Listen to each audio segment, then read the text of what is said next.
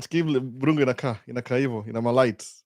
Sasa umeona, mazee, kuna vile hizi ma pink pink. Sijui kama naweza ipeleka how far before ikatike.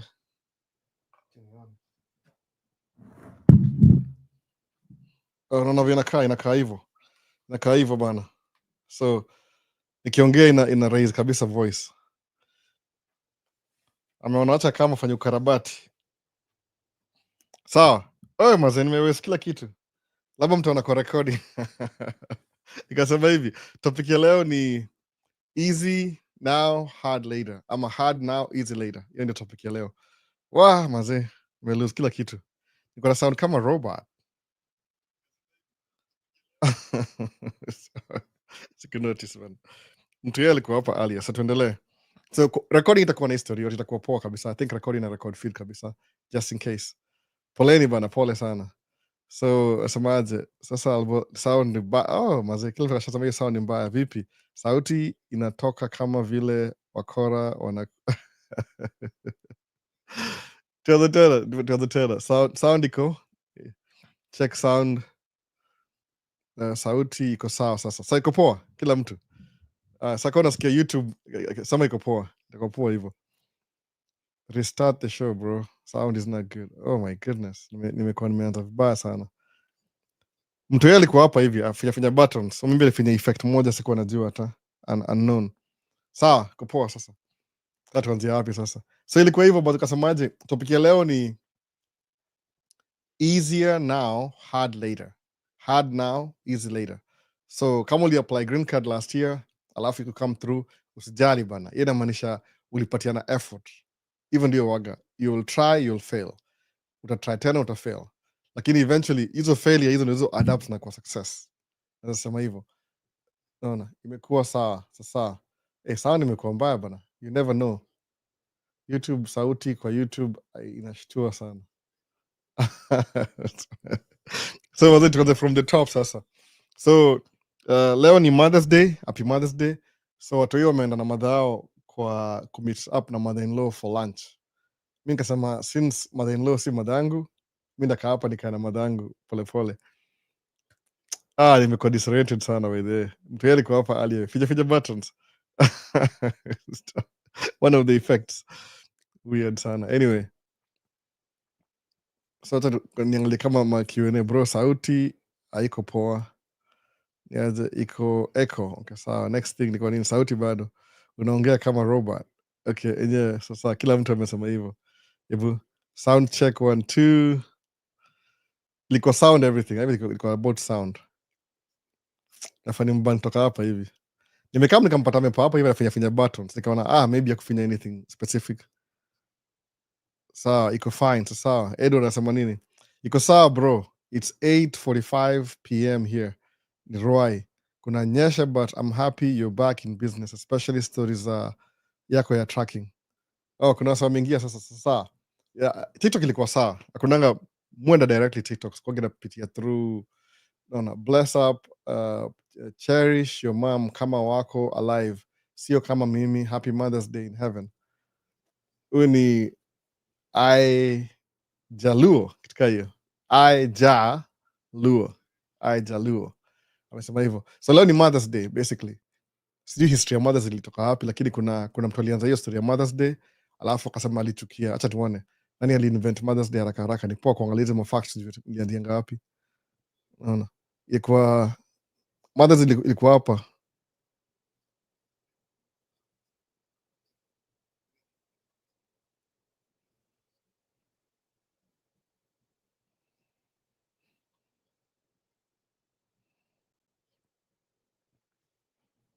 So Mother's Day iko na root yake, has roots in both desire to honor mothers and call for global peace, an American tradition largely attributed to Anne Jarvis, began in 1908 ndiko hivyo, as a way to honor a mother, Anne Jarvis, and her activism.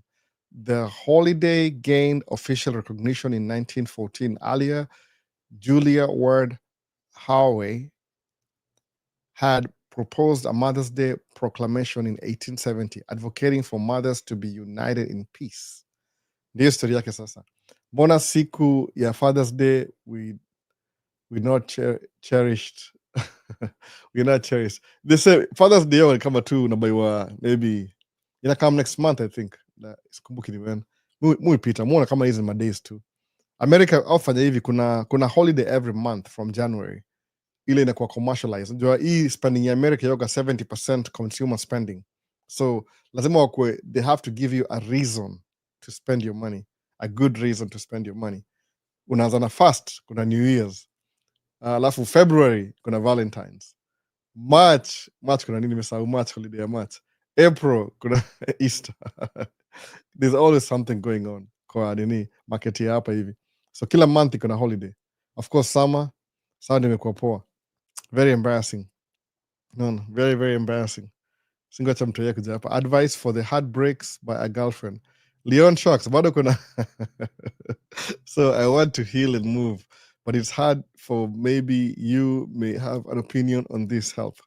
Leon bado kuna heartbreak. Maze sijui nikambiaje, ni time ndio matter. Sijui kume japi mimi ni go through your story yote ya heartbreak. Ime happen mara kadhaa. Sometimes upata kuna ile difference, kuna ile uko na dem umekuwa na yeye for a while, mmeshare vitu, una feel betrayed in a way something, lakini sijui, I don't know, mi sikuwa nataka to this story. Ili ni compromise, niko nachukuanga very high regard na relationships, ile trust na kila kitu, alafu nikapata nimekuwa na breakup kadhaa. Leon mazee, pole bana, pole. Sijui nikwambiaje, tembea, move more, stay around friends, alafu tafuta kitu ile utadu inakutoa out of your thoughts. That's the best thing. Sijui kama uko na mtoi na yeye, ulisema hivyo, uko na mtoi na yeye pia ama hiyo si break up sometimes. Jamii, story yangu kusema kweli ya baby mama ilikuwa weird. We were friends first, kama baby mama, we were friends first, then tukata kuwa close, because unajua two adults mkianza kuongea mnakuwa friends kwanza, alafu hiyo friend ina evolve, ile tukimit tukata kuwa tunakuwa more free with each other. Alafu kidogo akashika ball, unajua what, siwezi ongeza story kwa internet. Hatukujuana sana to that extent, ile tu realize tulikuwa na some things in common. So when she was pregnant, hapo nilikuwa more attached. I think ni ile nature ya mwanaume, unakuwa a little bit protective kama wife yako pregnant. Ni nature, kitu ya nature hivi, I think so. So when that happened, nikafeel ni kama I wanted to be more protective of her na kila kitu, but yeah, alikuwa other thoughts. Aliona kama akuwa na hizo, we're not on the same page. Naona we're not on the same page. Yeye alikuwa page ingine, mimi niko page ingine. Yaka nafikiria, okay, we had a baby, lazima take care of the baby, story kama hiyo. Lakini story kwa pamoja hivi, it needed a lot of work. Mimi sikuwa najua, unajua sisi wanaume, I think so, I don't know, nikisema tu hivyo maybe na generalize, but naweza minimize. Ilikuwa tu mi mwanaume nilisema tu, kama msako na mtoi wangu, it's my responsibility to provide hivyo hivyo. So nikaambiwa sasa, lakini unampenda, do you really love her, nini sort of opinion mingi. Nikasema kama kuna msako na mtoi wangu, ni best interest ya mtoi wangu ku grow up kwa two family household, sababu vile wasema kwa statistics, mtu ana grow up kwa two family household akona more chances ya ku make it in life. Au sema hivyo, by the way, sijui ni statistics, mi ni facts, I don't know, mi nasema tu vile wasemaga hivyo. So kana besides my selfishness, wacha nitry kukuwa ni compromise, tukaa na huu dem to raise mtoi. Lakini yeye alikuwa na reason zake, yale ona kama hiyo story ya kuwa na mtoi na mtu ajisikii na yeye, yani hakuna chemistry, it will never work. So well, what happened, tuka split. Yeye ndiye alisuggest, alisema yani very strong, ni repeat hiyo tena, alisema mwanzo, so what are we exactly? Akasema you're just a friend who I had a baby with, period. Nasikia Leon Shocks, pole hivyo hivyo, alisema hivyo, you're just a friend who I had a baby with. Number 2 nasema hivyo, I'm serious, I'm not kidding, hizo ndio words verbatim, word by word. You're just not ile hata ilikuwa friend ile small caps friend, not ile ati friend, ilikuwa just a friend who I have a baby with. Nika understand my role. I think make a joke about kasema, kasema, okay, let's meet again. Hey, hi, nice to meet you. My name is Albert. Akasema, what are you doing? Nikamwambia, simesema just a friend. So wacha tujuane tena from the beginning, ili to change your status. Lakini according to yeye kwa kama I was joking, but honestly speaking, mi niko I was serious. Mwaga hivyo, by the way. Nikisema kuna ile sema ngaje, hii ndio itongaje demarcation chap, nasema from now on nimekata hii poop, tuna move on. Nisema hivyo, hey, nice to meet you again, nika move on from that day. Niko wapi? I know exactly where I was, I know exactly what I was doing. Hii memory usikumbuka, naona from that day. Tena pigiwa simu, sijui nisemeaje sasa hapa hivi, acha nimwambie tu, naona from that day.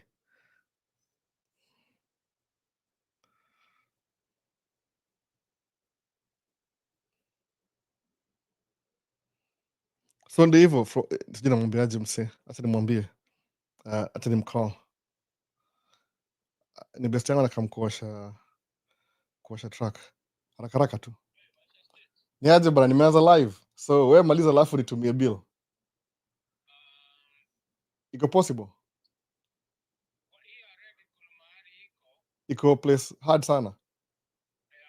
Jaribu tu, ile tu si chafu sana, ile tu bali unaweza toboa. Siwezi kama sahii. Haezi. Nimei back up kidogo nyuma. Ya red.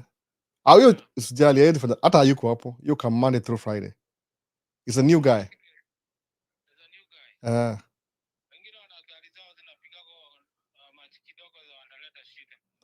Oh, basi. Wacha basi hiyo ingine, sijui which is which. Nitakam baadaye kidogo, na nimeshaanza live huko. Niko huko asubuhi. Sidhani kama. Sasa. Hivi ni call bana, pole pole. So Leon, maze, move on. Nasema. Na besti yangu mmoja anaosha magari pia. Kiosha magari. Enda video ya 2 years ago utamuona akiosha magari, but hataki kuingia social media. Anyway. So ndio hivyo bana. So Mwoga anasema hivi, kuna mali Mwoga anasema naanzia maisha. Nikisema kuanzia saa hii moving on, hii story nimewachana nayo. I'm Mwoga very serious na hiyo story. Unatoka unaenda na unaenda kabisa. Manzi wangu wa mtaani aliniambiaje, nilimwambia niaje nimewin green card. Kaniambia naambia tu story ndio Leon, hope namsaidia, sijui hakuna swali lingine bado. Leon anasema kuna advice for heartbreak by a girlfriend. Number one, hiyo ni girlfriend, huyo si wife, ni girlfriend, so hiyo ni different kidogo. So kama mna watoi itakuwa a little bit complicated, but over time ina improve your story relationship, time ita improve relationship, kwa sababu kama naweza kuonga na story ya mademu kuwa na mtoi, I'll go through a lot of emotions, even mimi niliambiwa. I don't know how true that is, so I can't prove it. I'm just going by what I was told. Sababu me personally, I will never experience that sitawaijua. I'll never be in those shoes. Hizo shoes siwezi fit, so I'll go through so much emotion unapata mtoi.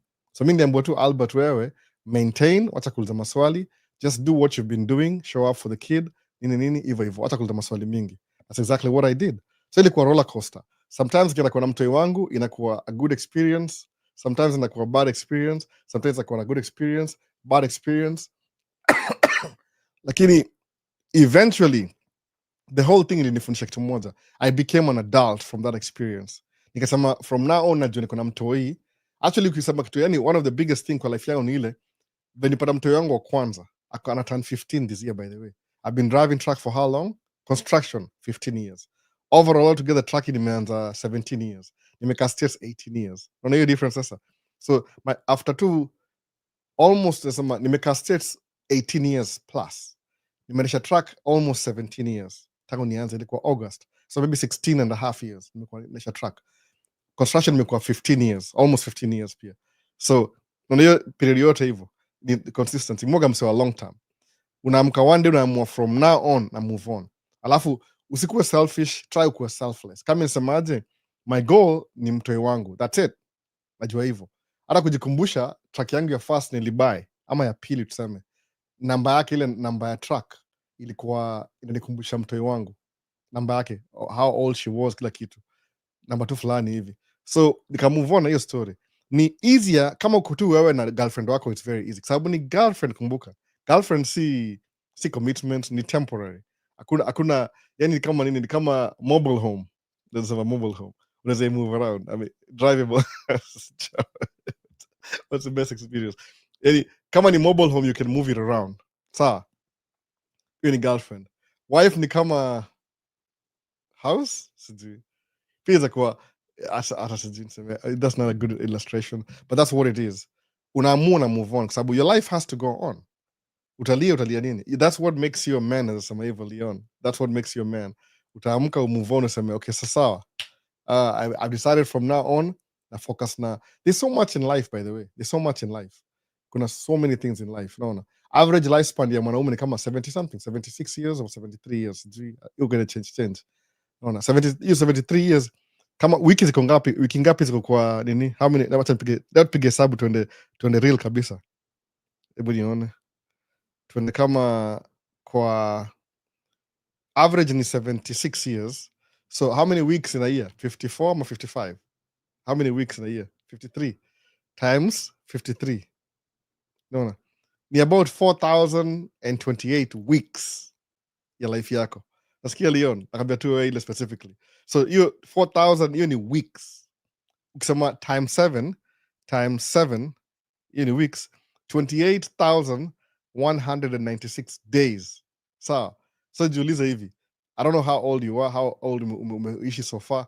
How many more years do you have before ufike 73? Kituka hiyo. Jiulize hivyo. How many more thousand days do you have before ufike hivyo?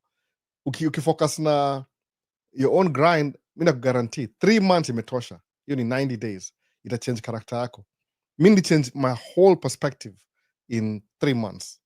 Nikasema from now on ndakuwa tu ile I'll provide for my daughter. That's it. Mambo ya relationship najua hii iwezi work. Hata kama inge come up baadaye, maybe ninge compromise bado, but niliona tu siwezi kaa na msi ataki kuwa na mimi. Najua hivyo inakuwa weird. How do you go past that? Unajiforce kama msi ataki kuwa na wewe, especially mademu waga very specific. I don't know, mi sijui, mi naongea from this perspective. Kama kuna mademu hapa hivi, I apologize, sijui the other side. Me, I've always been a man, so sijui the other side how it looks like, lakini uko na mtoi najua ni hard kidogo. Kama una mtoi, girlfriend ni very temporary sababu ni girlfriend, naona basically ni a friend who's a girl ama a woman, sijui whatever, lakini wife inakuwaga hard kidogo juu mmeenda mbele ya watu, kuna ma witnesses, alafu sasa kuna ile embarrassment, you might even lose half of your friends sababu unapata ukiwa na wife mkioana mna come together, so kama your friends crisscross over, lakini sasa mkiwachana unapata half of your some of your wife's friends watakuwa uncomfortable kuongea na wewe, some of your friends watakuwa uncomfortable kuongea na wife yako, so mta split tena. Hiyo ni another thing. Kama mna watoi sa hiyo tena level 3 inakuwa more complicated sababu sa inafaa kama mnachukiana but you have to parent again, so lazima mkuwe adults to do this, lazima mkuwe selfless. So mi nilani hivi, niliingia hivi actually for the first time hiyo story ya mtoi nilisema aje wacha ni explore vitu zitanisaidia kutoka through hii story. So I would read books, kawaida munga soma books kama kawaida, but nikarealize aje kuna wase who go through Christianity as a religion kulearn, yani wasemanga aje stick to your itwaje, kama stick to your beliefs za kusaidia ku go through some challenges. Kuna wase waga na iko very crucial kuwa na hiyo story ya yani going through the challenges inakuwaga easier kama uko na religious beliefs fulani, inakusaidia kama it picks you up alafu inaku bring up, mwona hivyo sasa. So sijui, hebu tuone kuna maswali zimekama hapa haraka haraka. Leon Shocks, lift weights, mambo hivyo na Ray amesema lift weights, exercise fulani to go for a walk. Leon, you're still young bro. Naona Edward anasema hivyo, you're still young. So hiyo story ya Abortion, she sijui semaje, yo ni storia na okay. Okay, sasa sijui nisemeaje. Leon asemaje, siwezi sema hiyo story kwa nini, ni kama walilose mtoi, sinasema hivyo, ni story na Abortion, sasa naelewa hiyo pia inaweza kuwa hard kidogo pia, so nasema kwa kuna mtoi na mtoi yako kushow up. Leon, sijui kwambiaje, lazima ulan kukuwa na something ile inakuhold in peace, kwa sababu wewe ukiongea juu ya dem alichoose yeye mwenyewe kutoa mtoi, sawa, alichoose mwenyewe hivyo, hiyo ni life yake, wewe huwezi mwambia.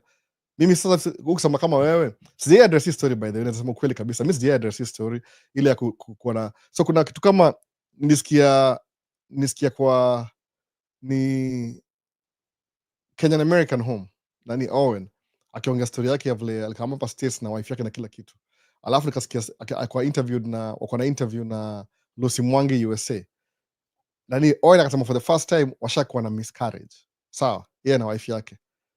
Alafu akasema vile mtu wa kwanza, wa pili, wa tatu. Okay, honestly speaking, mimi nakwambia tu honestly, when I listen to that story ya Owen, nilirelate naye directly kabisa, kwa sababu mimi mtoto wangu wa kwanza alizaliwa, ule mtoto wangu wa kwanza alikuwa premature, alizaliwa 2 months before time. So huyu mtoto wangu 15-year-old sahi, very healthy, alizaliwa 2 months before time. So alikuwa kwa incubator, alikaa si kama 1 week. She was so tiny, yani alikuwa sijui ni this, hata sijui hii microphone maybe, hata sijui it's concept iPhone 15 alikuwa maybe this tiny, alikuwa so tiny. Hiyo picha muone hivi mpaka nasikia kulia saa hii, to this day, naona, to this day nasikia kulia, yani alikuwa very tiny. Alafu mimi na mama yake hata tuelewani, we don't even talking by the way, tulikuwa tu ni kama so mtoto wangu wa pili alizaliwa poa, but akizaliwa pia kuna story. Aya, mtoto wa tatu alizaliwa poa, alizaliwa haraka sana mtoto wa tatu. So mtoto wa nne tulikuwa na twins, mademu wawili, ma twins, tulikuwa na miscarriage, wife akawa na miscarriage after covid 2021 hivi, kitu kaa hiyo. So mi nilisemaje, hata unge tell by the way, hiyo story ya tukilose mtoi sikuwa youtube, ilikuwa before nikuwa youtube. It happens sometimes, unaweza lose tu mtoi na nini, lakini madem ndio out decide. So don't give it ile weight, recover, kwa sababu kuna life yako, kama si yeye kuna mwingine. Mi nimego through watu nilikuwa nimetake seriously kwa life yangu ni watu wanne, by the way 4. Naona wa kwanza, wa pili, wa tatu, wa nne. Wa nne ndio wife sahi. Naona sasa hao ni kama namba yangu ni less than 5. 1 2 3 4. So wa nne ni wife. Wife yoga ni miyangu niliko, by the way. Kwa sababu wa kwanza nilikuwa 1 year older, wa pili nilikuwa 3 years older, wa tatu nilikuwa a week older, alafu wa nne ni wife 10 and a half years older. So wife ni younger than mimi, lakini still go through some phases. Ni ile tu hiyo jam na mimi because ile reaction from how she grew up, tunaongea marriage sahi, lakini ile eventually you come around. Juni kama namwambiaje, I'm not against you, I'm just saying something from my perspective. Take time uiangalie, alafu consider vile umesema, alafu what I'm saying kama ina make sense ama it makes sense. Unaona hivyo? Sana mshakumbuka ulihama ya madha yako kuja kuishi na mimi. I already had my own house, I already had my own car, I already had my own business. So what makes you think that mimi na kuoffend to an extent mpaka uwezi niongelesha, and the person who na kuoffend unakolipianga bill, your livelihood it depends on me sahi, mpaka upate job uende kwenda chuo, umeona kitu hiyo, anafikiria alafu ana come around. But kama ni girlfriend amjakuwa na hiyo attachment bado, ama iko, I don't know, I'm doing too much. Ambieni msia kuepoa Leon, just take it easy and read a book. I can suggest a book, Unplug by Jacob Aliet, itakuhelp sana. Umesikia hiyo story? Kuna John TKE, Leon, mimi girlfriend aki abort without my consent, then naachana na yeye and move on na very fast. Work on yourself bro. Na mbona wase najua it's easier said than done, lakini you have to move on. Mwona hivyo, hakuna una count your losses, una move on. Sema hivyo, kama kuna losses usikuwe too deep naye. Baadaye kama kijana naweza sema hivyo for the sake of ile tuseme kama boy child. Nataka kusema hiyo story live kwa live, jina kwanga shida kidogo baadaye kusema hiyo story, unielewa kwa hivyo. So mazee, ukiona kama history ya analyzing mtoi hajazaliwa, kuwa very careful naye kwa online. Huwezi ongeza story online, lakini hiyo si choice yako ku make. So man, tumempeleka wapi direction sasa, lakini ni one of a boy child anasikia kama ana go through some situation, move on, tumse move on. Kama mko na yeye move on. Mimi nimelose mtoi, imagine nikilose mtoi ilikuwa very weird by the way. Ni kama most of our friends, unajua ukiangalia ma friend wetu around hapa hivi, wengi wao wale kama tuseme married couple, they had kids during a shutdown, sababu ilikuwa kila mtu alikuwa home, nothing to do. So kuna so many covid babies.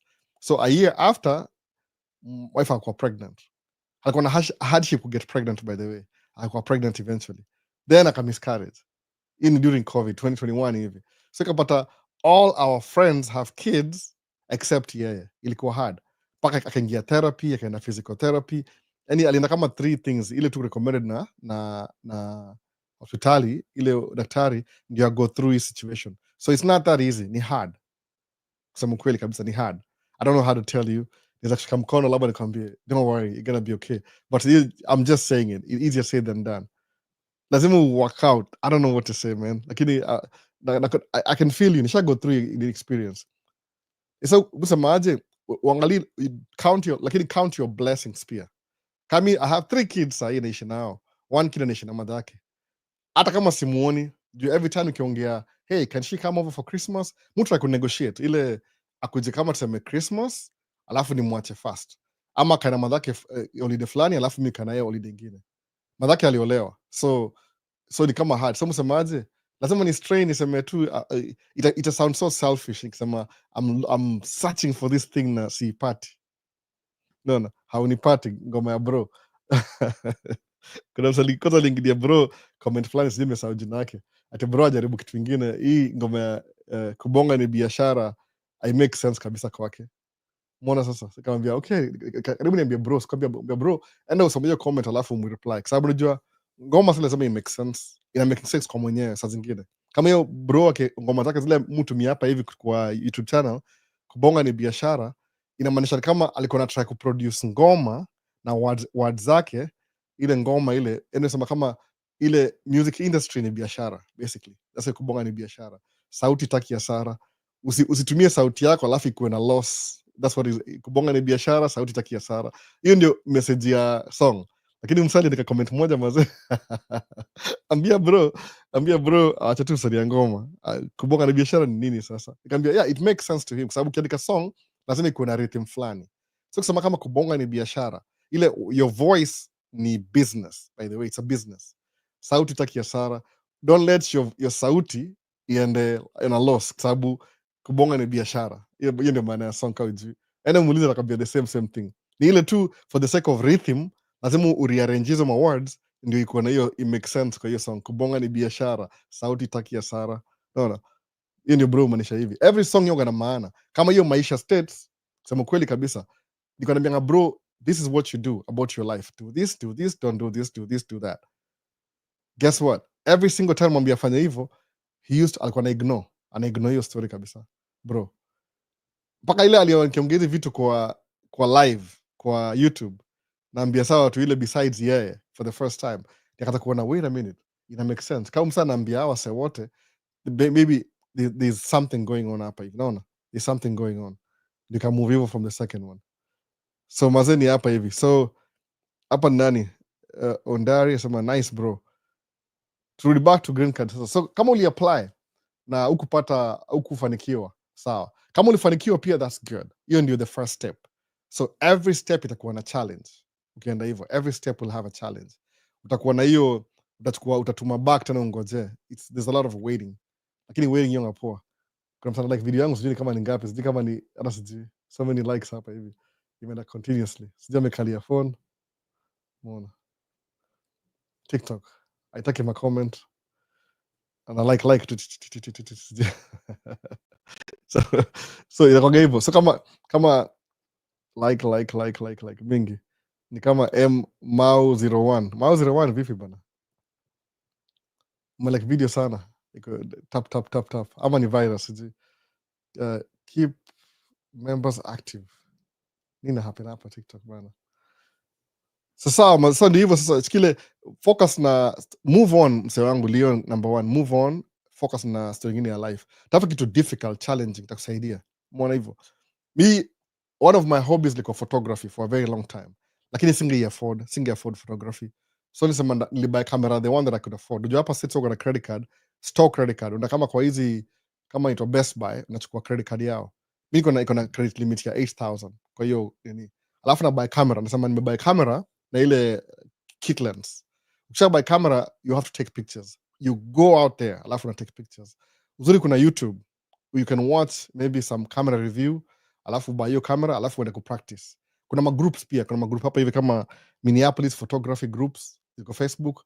There's a meet now maybe on a Sunday morning, alafu mwende mtake pictures from sunrise mpaka 10, mu have coffee, mu walk around, ama meet jioni ile siku ikiisha. Yani it takes your mind off hizo vitu za kusumbua kichwa. Mwaga bia wife kama when I'm doing my thing hata sitaki ku interrupted kwa sababu that's the fuel that keeps me going. Sasa sijui kumendaje TikTok, kama niko na like mingi sana continuously. I don't know what's happening TikTok. Nika ina block nikana virus nini? Sijui hata. Tuliona. Ina show continuous nini? Continuous likes. Nasahau.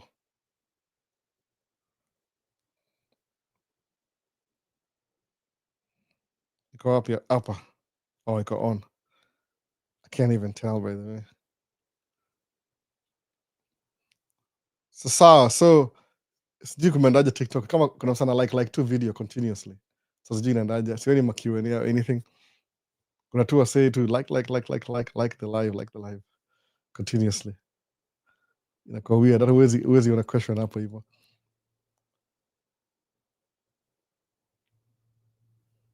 Kumeendaje kwani? Hebu wase kama uko live YouTube weka one, type to one, comment one ione kama kuna virus ama nini. Na kama kuna continuous na kama kwa TikTok. Ama TikTok pia weka one. Si wase wengi. Number one tu weka number one. Ione kama comments za do job. Juu imestop tu. YouTube iko poa. TikTok kuna mbili. Because something that happened to msana ana like two video like the live like continuously. Ama nianze tena TikTok sijui. Kwa sababu YouTube iko poa. Sijui kunaendaje hapo. Ni kama iko tu continuously ma likes non-stop. Ama nianze tena. Nini imehappen? Oh, nini? Imestop, hakuna maswali. Iko poa hapa hivi, naona iko poa, sijui. So tuone kama tutaendelea. Kwa kuna msana like tu video continuously, it's okay now. And I like video continuously, alafu ina show tu like continuously. Lakini I show my questions. Naona iko poa sasa basi.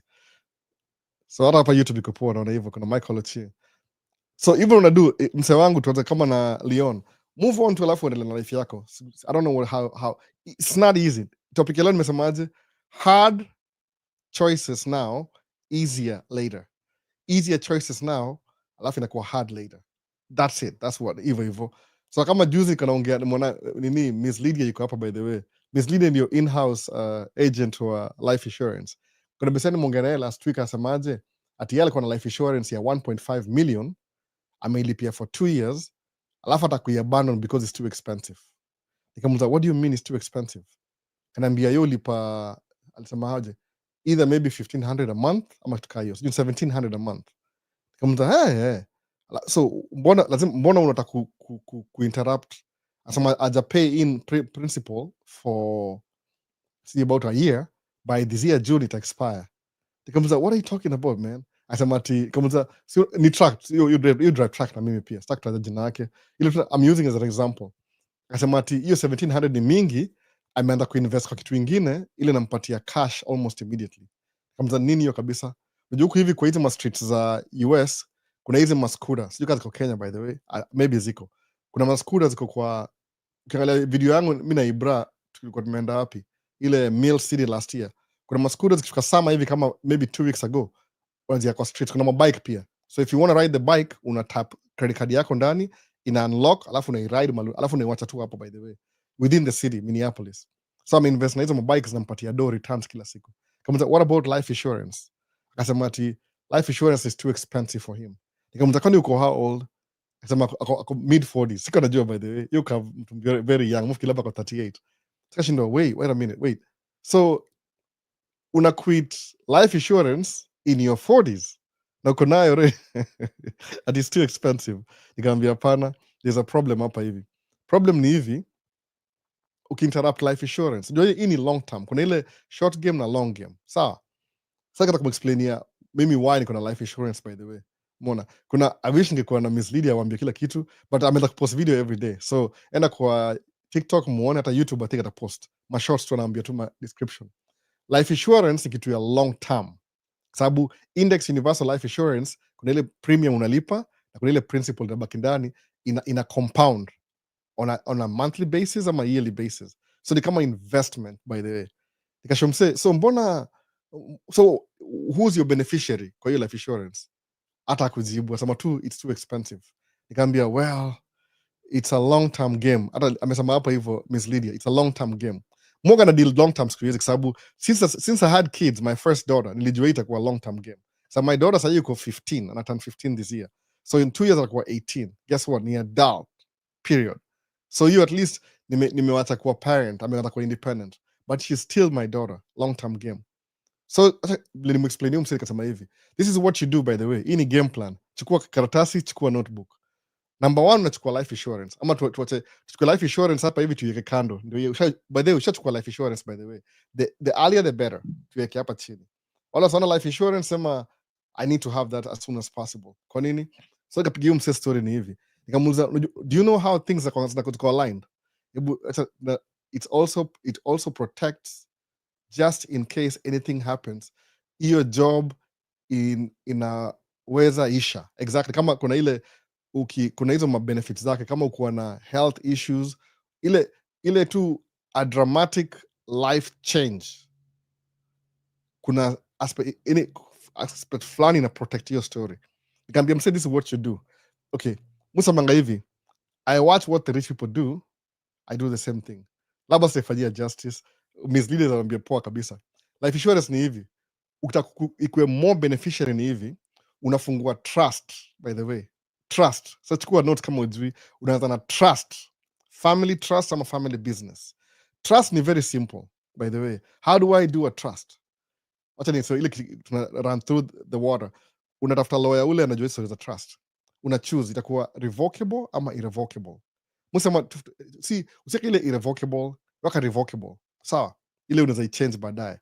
Alafu ukishaka trust hivi, wewe ndio trustee ama beneficiary immediately, sawa. So uko na trust ni kama document, umeenda kwa lawyer, ameandika hizo stories za trust ma terms na kila kitu, hakuna records. Number 2, uende kwa IRS, uzapewa kama EIN number, kaujui inamaanisha nini, tuongee hiyo baadaye. Alafu utumie EIN number na hiyo document, uende kwa bank kufungua bank account, almost kama business hivi by the way.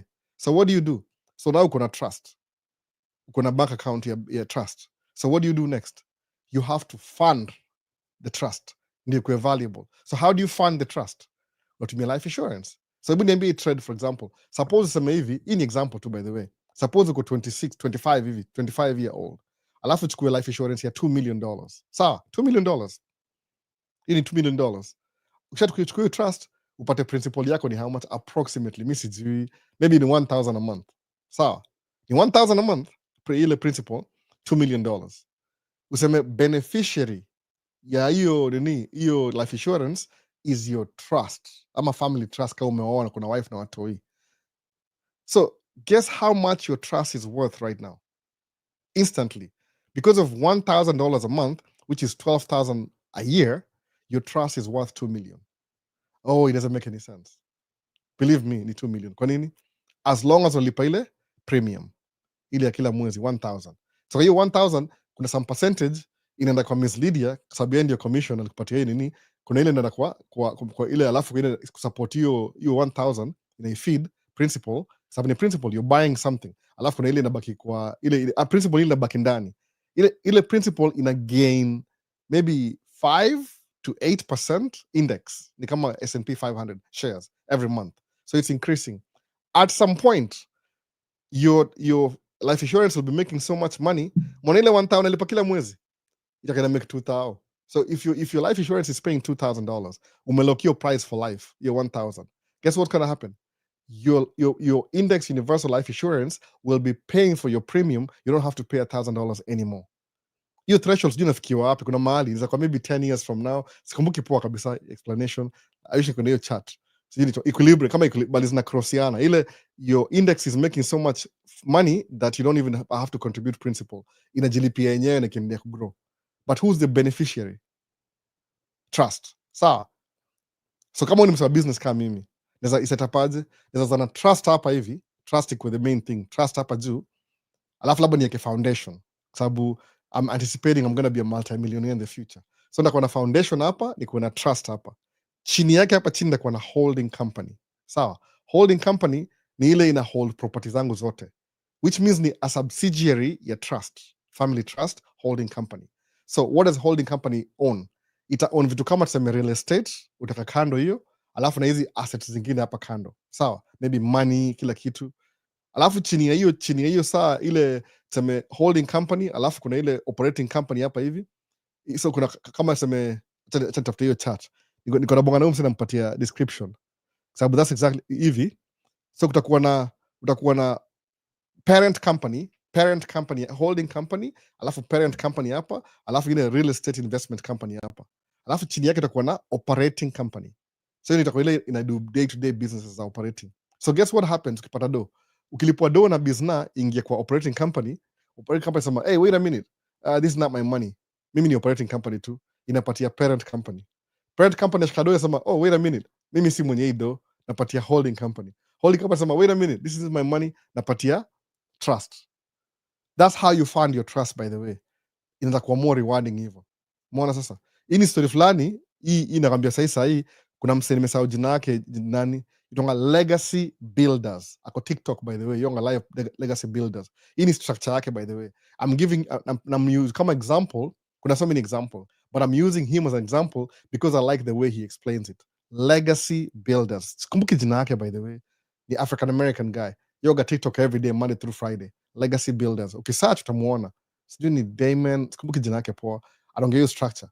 So that's how you fund your trust. Alafu another thing ni hivi, if you have kids, watoi life insurance yao itakuwa cheaper kidogo kuliko adult. So what do?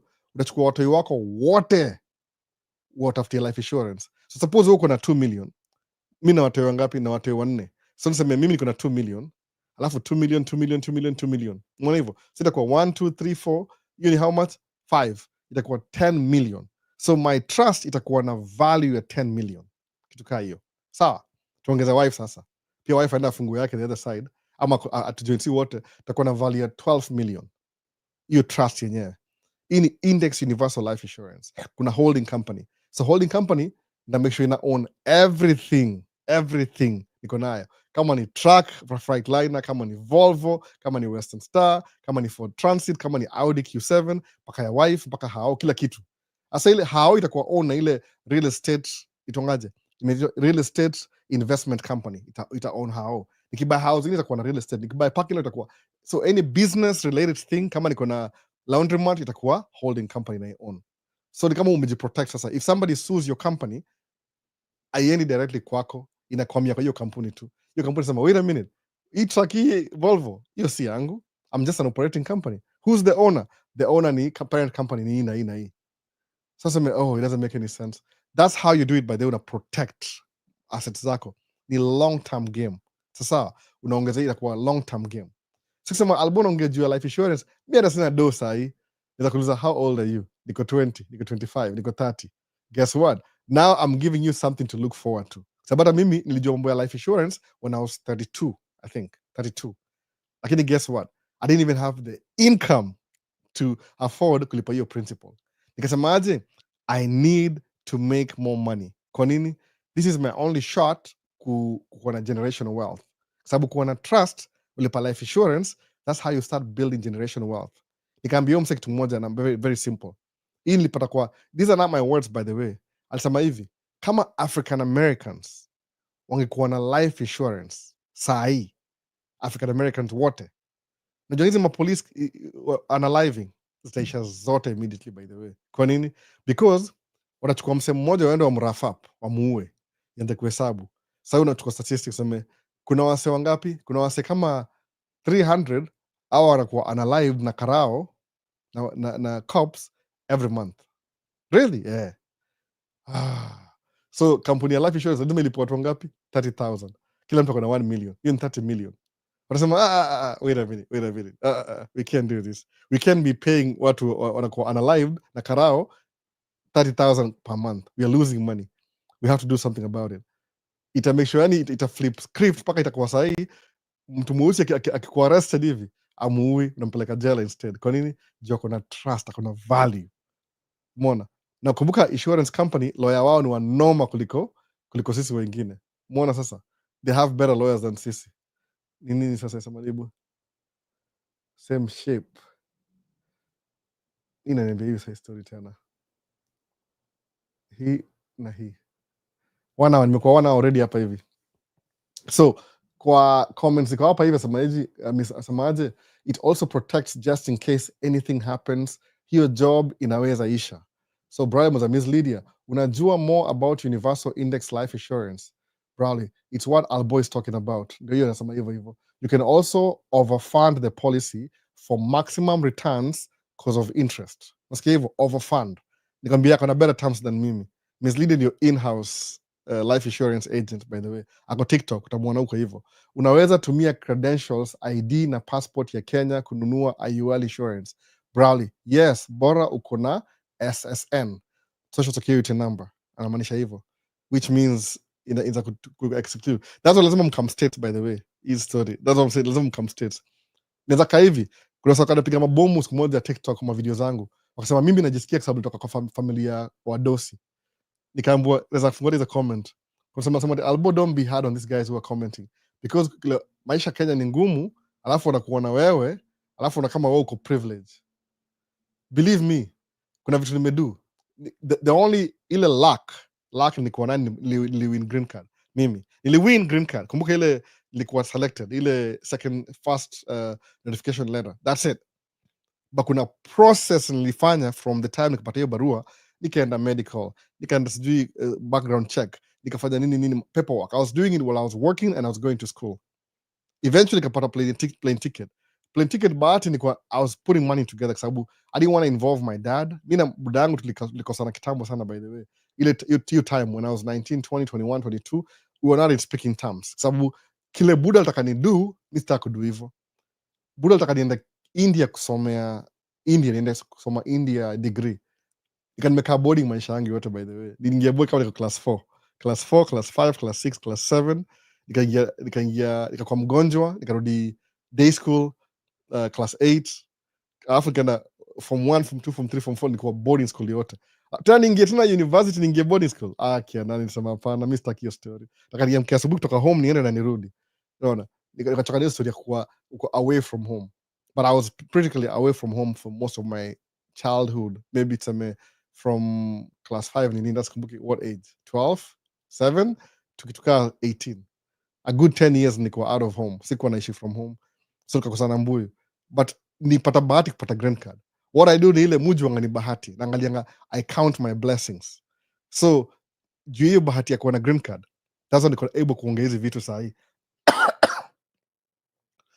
So, Mbuyu alifanya hivi, asema tu uko na bahati umepata green card.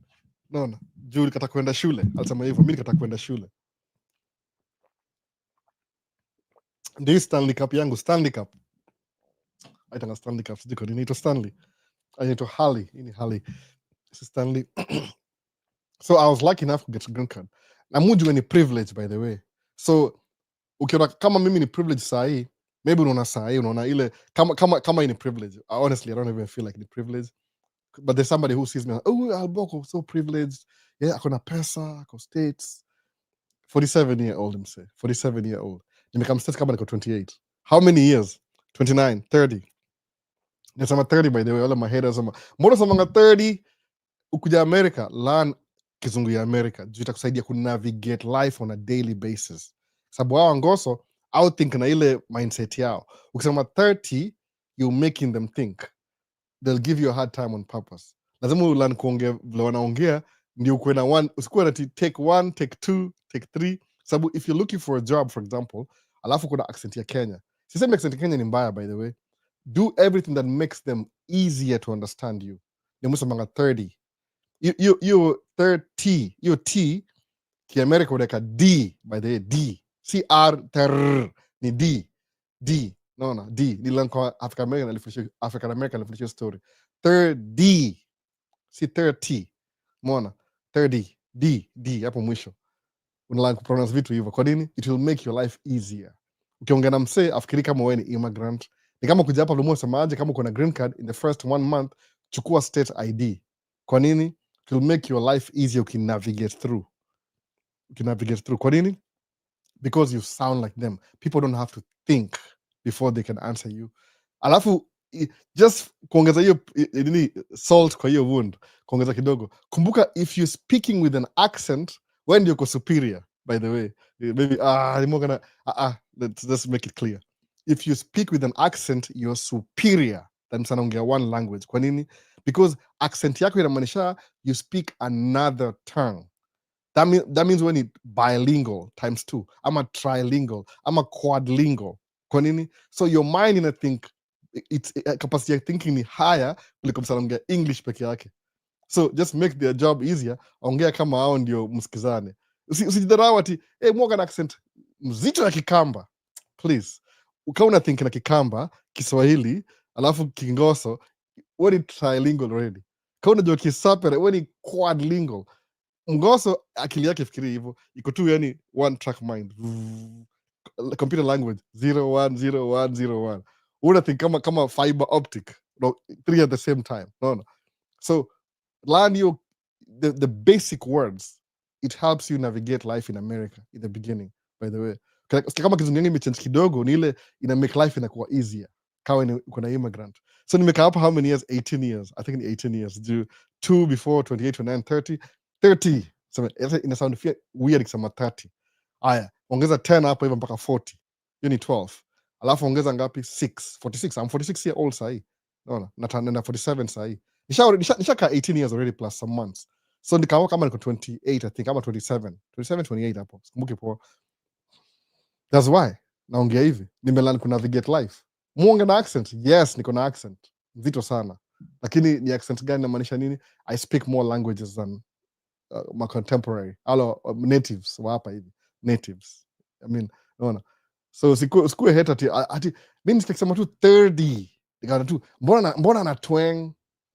Mse, be proud unaongea lugha mbili. If you have an accent, quadlingual. Hata nimeishia malizia quad. Hata sijui Roman ya 5 ni nini, ama ni penta ama cinco, sijui. Tuendelee. Anyway, so hiyo ndio story ya life insurance. Kama make sense, unachukua life insurance, you start building your trust. Okay, fast forward, maybe uko 5 years in kwa your trust. What do? Trust itakuwa worth something. Kwa nini? All your kids, something happens to them, trust inakuwa rich.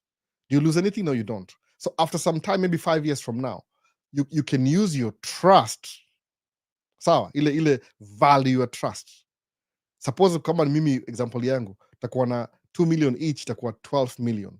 Most apartment buildings, by the way, zile kama maybe 30 doors, approximately ni between 4 million to 10 million hivi. Sawa, approximately, by the way, approximately. Nasema tu ile sizi mpya zile mzee zile kama nyumba iko 30 year old hivi, itakuwa maybe 3-4 million hivi, depending na neighborhood na kila kitu. So unaweza sema hivi, nikamwambia wife your story pia. Unafanya hivi, unaenda kwa bank unasema aje, I want to buy this property. Akuuliza, na wewe ni nani wewe? Albo, we've never heard of you before. Naambia, oh, don't worry about me. I have life insurance. You're gonna trust. Oh, holding company. So unaenda, una trust, unaangalia una universal index life insurance, IUL. Unaona, this thing in a benefit every month increase. Watu wangapi members? Kuna 6 members kwa hiyo IUL, kwa hiyo trust, ina bill income. How much are you paying every month, by the way? Approximately, hata sijui, by the way. Nasema kama there's a misleading from your calculation. Kama mimi niko 40 year old, imeenda kama niko 40, by the way, your life insurance. So kitu kaa maybe tuseme $2,000 you're paying every month kama principal. So trade your places. You're paying 2,000 a month kwa IUL, inakupatia credit ya 12 million. You think about it. How do you think you get wealthy? Watu get wealthy, how get wealthy aje? Because they work extra hard? Hapana. When you work hard, you're limited by the time you work during the day na unaenda kulala usiku. Sababu usiku binadamu wote lazima wakule at least minimum 8 hours. So a third of your life is spent sleeping. Wanasema how many days? Hiyo 4,000 weeks? Half of you, a third of hizo 4,000 weeks, you're sleeping. Uko awake. So then back you leverage, you borrow against 5 million. When uchukue ununue real estate. Kama tuseme hiyo real estate ni $4 million. Sawa, $4 million. Ni mzee maybe 40 year old apartment building. Iko na 30 units, 1 bedroom, kila mtu. Sahi market value ni kama $2,000 per month. How much do you make ukishabuy your property na 4 million? Boom, umebuy. Mimi nakwambia practical best yangu mmoja akona sijui ni 25 doors. Sahi. Umse hiyo nifurahisha. Yani it makes me happy. Hata sijui. Naweza ongea naye kila siku. Tumeanza naye track in 2019. Unaona? Yako na truck 9 sahi, yako na 9 trucks na ako na how iko na 25 units. Imagine. Na ni younger than me by the way. Ako na nimeona truck amebuy truck mpya juzi last week, brand new truck. Ako na 9 dump trucks. Kama tule zangu 9 by the way. Ali make move. 2 kids though, 2 kids. Na ni Msomali. So uko na 30 units. Wacha nipatie hesabu ndio muone how ina make sense. So you how umenunua 30 units, sawa? Ili umeleverage ile value ya trust kuboro 4 million ama 5 million, sawa? Umechukua 30 units, rent ni 2000 per month times 2000, sawa? How much do you make per month? 60k, by the way, 60k. Unajua mortgage ni how much? Mortgage is kama hao ni 5 million. Unajua mortgage itakuwa how much? Itakuwa kama tuseme between 20,000 hivi a month. So if you're making 60,000 per month, alafu tuwe 20 unabaki na ngapi? 40,000. So 40 ile na hii ni hao, by the way, hii ni hao 40. Sema tuseme ubaki ulipe, maybe kuna property manager mlipe 10,000 kwa hiyo 40, unabaki na 30 per month. Na msemaje, ukianza kitu kama hiyo business now on the side, you don't really need to quit your job. Kama kuna job, kama do track, endelea kudo tracking. Kwa nini? Because you need to build more. Kumbuka vile nimesema, hard in the beginning, easier later. Ni long term game. You'll keep, mi na keep drive truck, na kuna best yangu driving truck anymore sahi, kwa sababu huwezi manage 9 trucks na una drive moja. Hiyo sikizi hiyo manage tu. Amefika ile level yani ame max ile he can be away driving, ashai max already, kwa sababu hizo 9 trucks give him enough money ku retire from driving, by the way. I think threshold ni kama 5 trucks hivi unaachana naye threshold. Umeona? Juu trucking yonga very unatumia ngani kama turnover ni very low, si high sana. You're lucky if you make 20%. But if you're making 20% from 5 trucks, inakuwa 100%. You can survive, live off that. Alafu anda kuinvest kitu ingine. So yeah, amefika 9 trucks, ashapita hiyo threshold. Like he's making, the money he's making per month after kulipa dereva kila kitu ni value ya truck mbili. Full income, truck mbili. Approximately. Sababu ni 30 to 20% each turnover. So yeah, 2 incomes ya 1 truck, which is a lot of money by the way. Hata sitaki kuambia niseme ni nini.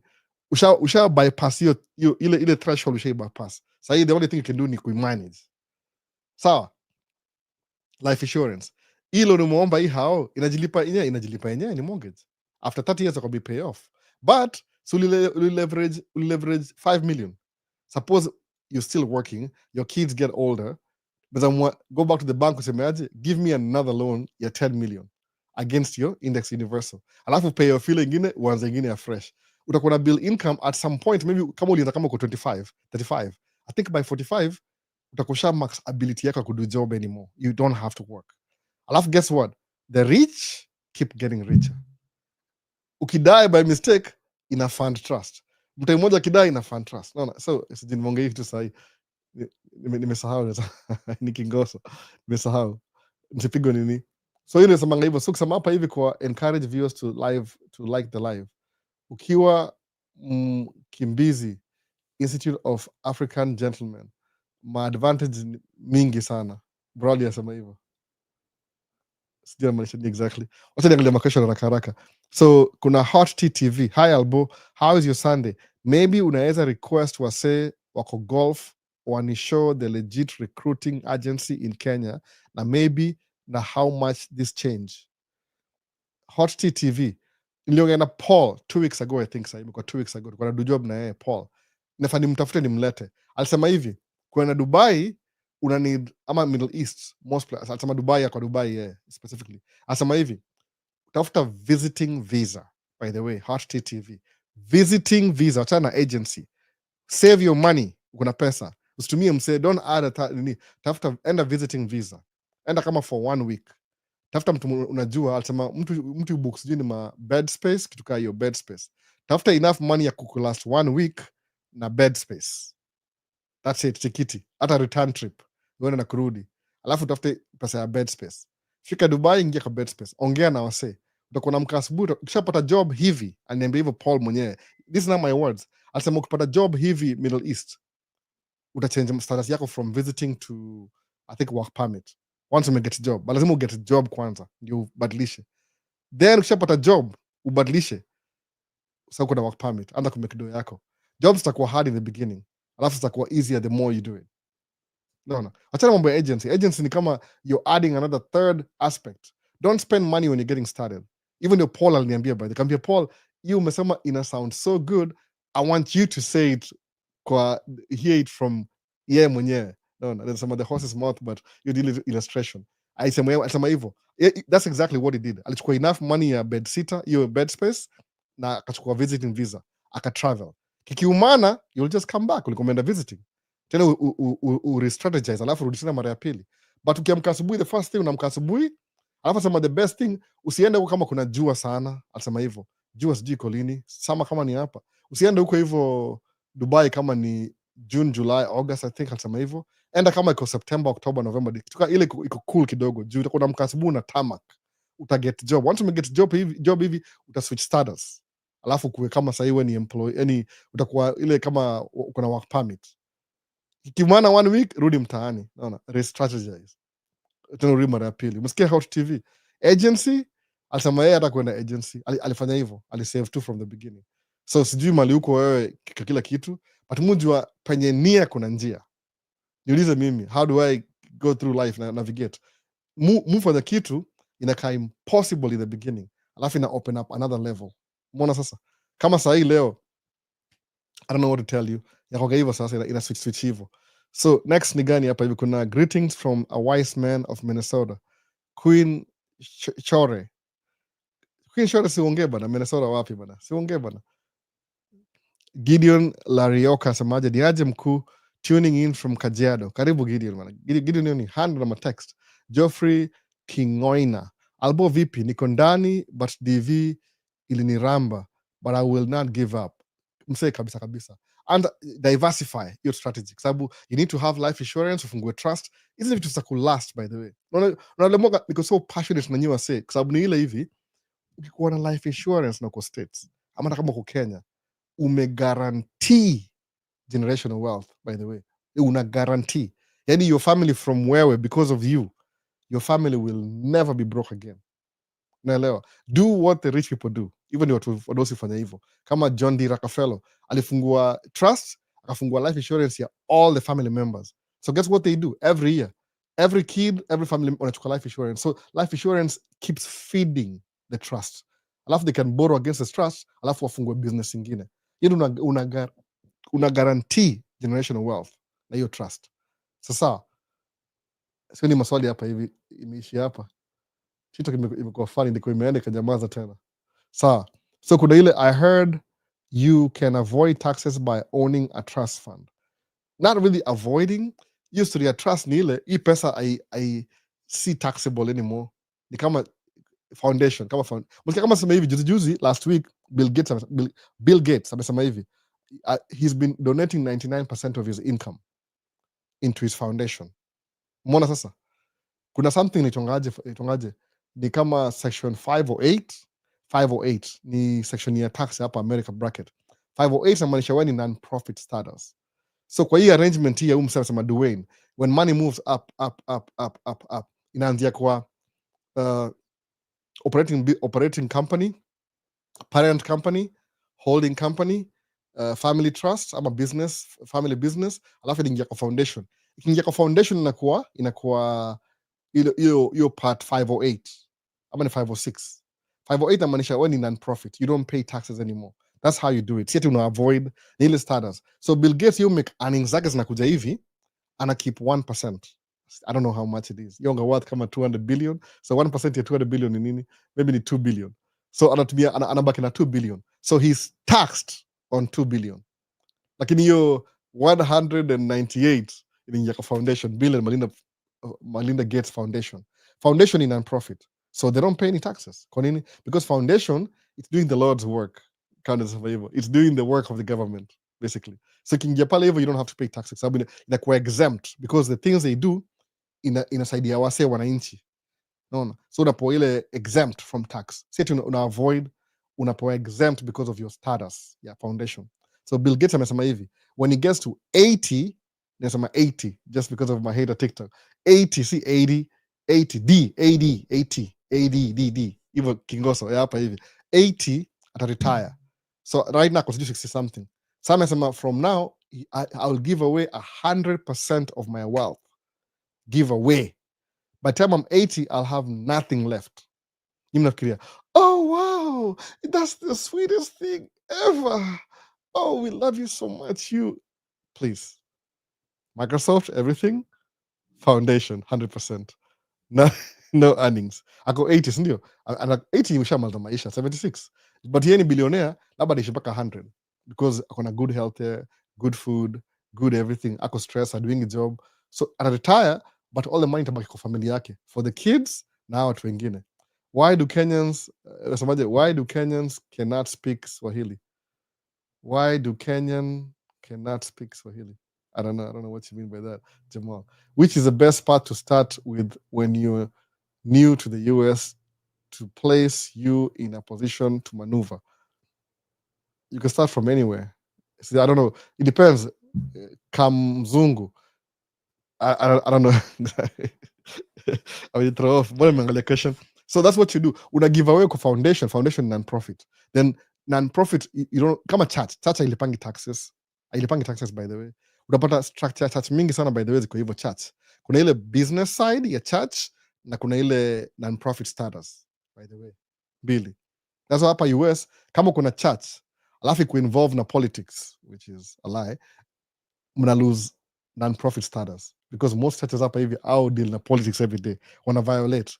Lakini who's there to tell them not? Because asema this is our country, wali create your system so they can override the system whenever they feel like it, as convenient as it is. Sasa so you know, usema ti una avoid taxes, una qualify for non-tax, yani una qualify kwa hiyo category. I think ni 501, sikumbuki poa, tena kama naziangalia non-exempt. Is it 501 or 506? Non-tax. Ngoja nakwambia. Tini look up haraka haraka. 508 IRS. 50, I think it's 506. 508. What is 508? Is a church or ministry automatically recognized as a 501c. Okay, so 501c, section 3, tax exempt under section 508c, which is needed to. That's exactly what it is. You 508, 501, 508 ndio hiyo section inakuwa exempt, no, exempt because we're non-profit. That's what it is. So hapa hivi, why do Kenyans, your old boss and friend still runs the foundation in Nigeria? Temba TV. My old boss runs the foundation. I know he's talking about foundation. This is my old boss. So I need you to avoid taxes. Okay, so hiyo inamaanisha hivyo. So VP Alboni Martin Mwenda. Asemaje, could you speak about dispatching? I'm trying pursuing it nikiwa huku Kenya. Martin Mwenda, ni hard. Somebody has to hire you. I don't know how me tracking yangu ni very local, by the way. Yangu ni very local. I don't need a dispatch. Mupata dispatch on a daily basis. Go up. See ile kama over the road. I'm not the best person kupata hiyo story ya dispatching because I've never done it ever. I don't know so in Texas ndio do hizi vitu kila siku. So Martin, I don't know how that works exactly. Sijui kabisa. I don't know. Sababu hiyo dispatch ni kitu, somebody has to hire you to do it.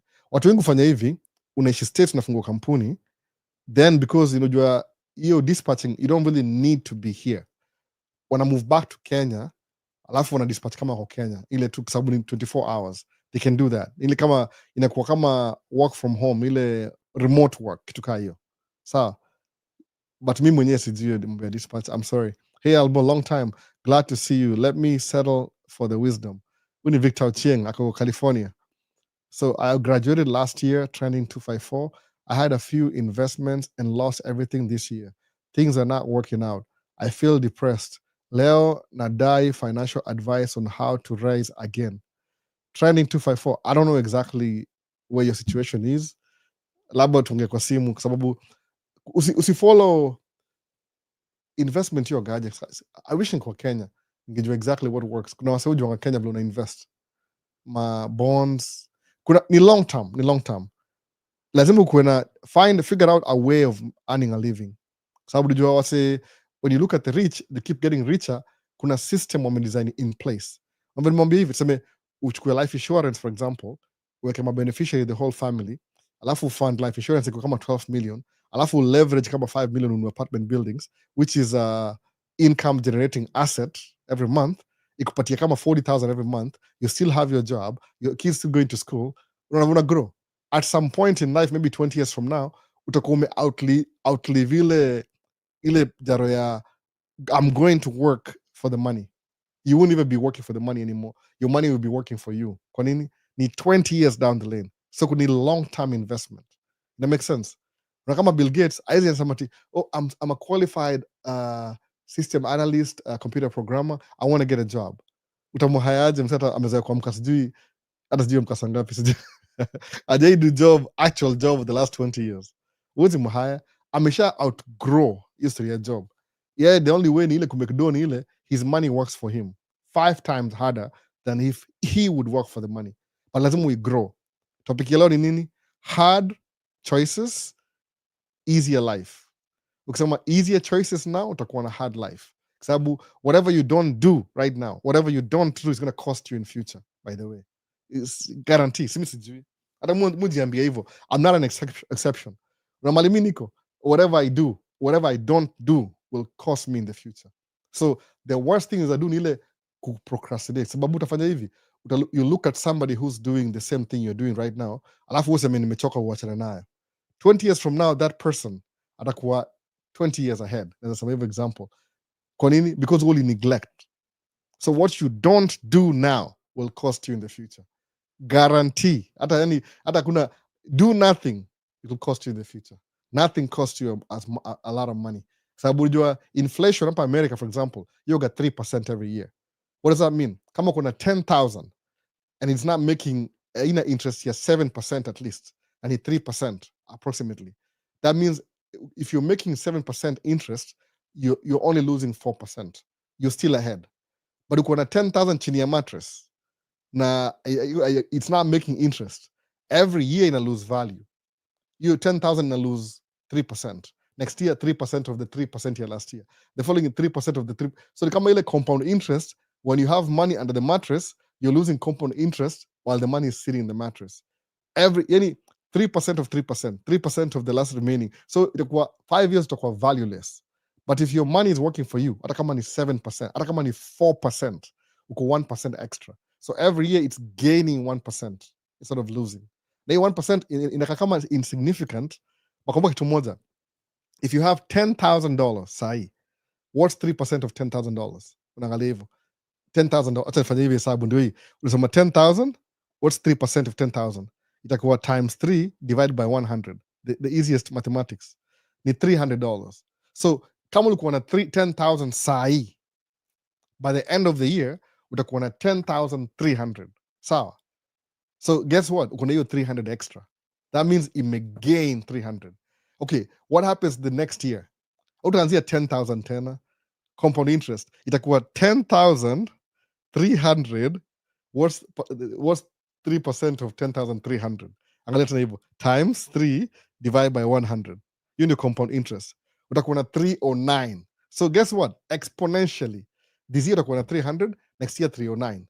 Wacha nitafute ingine ya pili. So 309 ongeza ile ya first kwa nini? So itakuwa 10,609 times 3 divide by 100. Sawa? Inakuwa nini? 318.27. So guess what sahi? So itakuwa na 609. So itakuwa hivi 10,000. Nimesahau, nimeenda back. Itakuwa kama 10,600. The third itakuwa 10,900. The fourth itakuwa 10,000, maybe 11, or itakuwa 12. 10,000 itakuwa 10,900. Itakuwa 11,200. Unaona sasa? So 3% of 11,000. So it's compounding. I'm telling you, man. I don't know. Compounding a compound every time. Index life insurance, index universal life insurance ina grow the same way. Uko na shares ina grow the same way. So hata sijui calculator compound iko wapi. Nisema hivi, kama nisemeaje? Niseme kwa hapa nikuja kwa Google haraka haraka nisemeaje?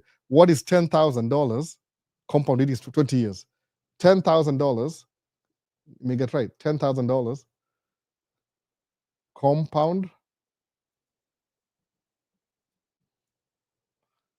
interest in compound interest of some interest ya 10%. 10%, wapi percentage gapi kitu ndio hapa hivi. Percent in 10 years. Sawa, calculator. Sasa tuangalie ndio tutatumbia hivi. Nimekubali kweli? Singesema calculator, ningesema in 10 years to straight. You know how much it's going to be. Any figures? 10% haionyeshi. Please give me something.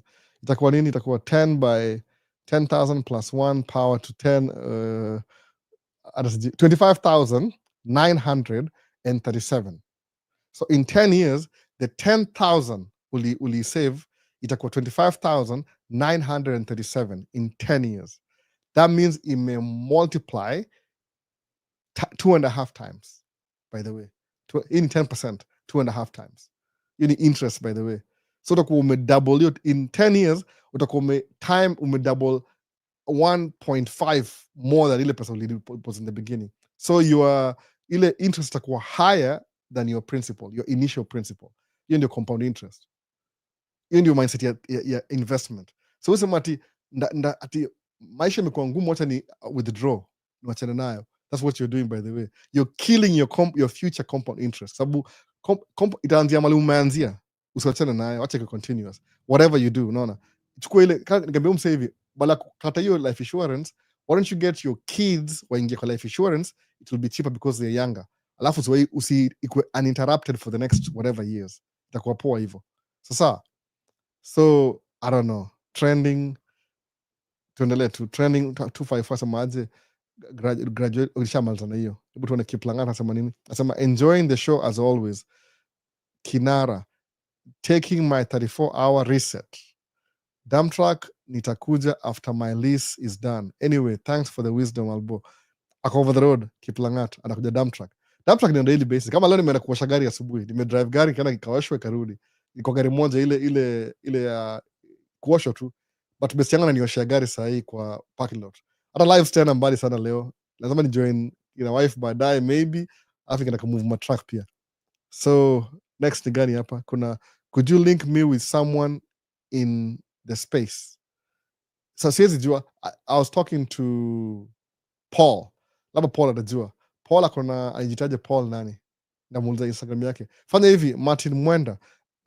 Ndabonga na Paul alafu ndapost link yake kwa comment ya hii video specifically. Come back ile maybe sometime mid next week, angalia comment section. Ndapost ile channel ya Paul, umuulize directly akwambie. Because alikuwa Dubai, anajua watu of course. Muona sasa hivyo. So after we've come hapa hivi, which is the best path to start with when you're new to the US to place you in a position to maneuver? The best US unaweza kama the first job you get, sababu the most important thing ile you need some income, flowing currency, flowing income. Na hizo terminologies za bank hizo kama za maji. Unaona, the bank ni river bank, alafu maji ina flow, currency ina flow. So when currency flows, ina make more money. Bank ina secure, inasema make sure hii maji isipite. Bank inaka even you want currency to flow within these limits. Sawa, ndio sasa hiyo ni ya maji. Sawa, tumemaliza. Anything else? Swali hakuna. Tumemaliza vida. Itakuwa the shortest video ever. Unaona? Kama una swali uliza bwana. Nishamaliza. Tumeanza vibaya sana by the way leo. Na sound imekatika. Leo ni Mother's Day by the way. Nafani join wife na kampigia simu Alia. Sikushika, niko live. Na story mob kwa speakerphone. Akauliza kama if I can make it. Sababu gari inaoshwa. Lazima niende nilipe hiyo msee. Akimaliza kuosha gari. Nimlipe ndio aende. Best yangu fulani. You do tracking pia, lakini akona ile mobile unit track wash yake mwenyewe. Tafuta tu video moja gari kioshwa, ile review ya dump truck utamuona. Asema apendi kuingia kwa nini kwa mtandao. So hiyo mtaelewa hiyo. Muona sasa. Swali zinakuja sasa hiyo ready moja. Click link.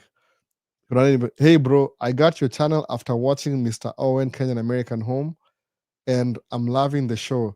Sasa I'm new but will be tuned. Will tune in for upcoming content. I'm in Kenya sasa, and I am planning kukuja states. Summer locks. Summer locks. Kuna locks za summer locks. Blonde. Or brown. Karibu kabisa, karibu by the way. Mu identify na nani Owen because he's younger than me, by the way. He's younger than me. Ni ile tuko na the same, almost the same story. Almost, nasema hivyo, almost. Identify na yeye sana. Sababu ako na watoi wanne na watoi wanne. Wife yake ni Mgosa, wife yake ni Mgosa. So tunakuwa na similarities.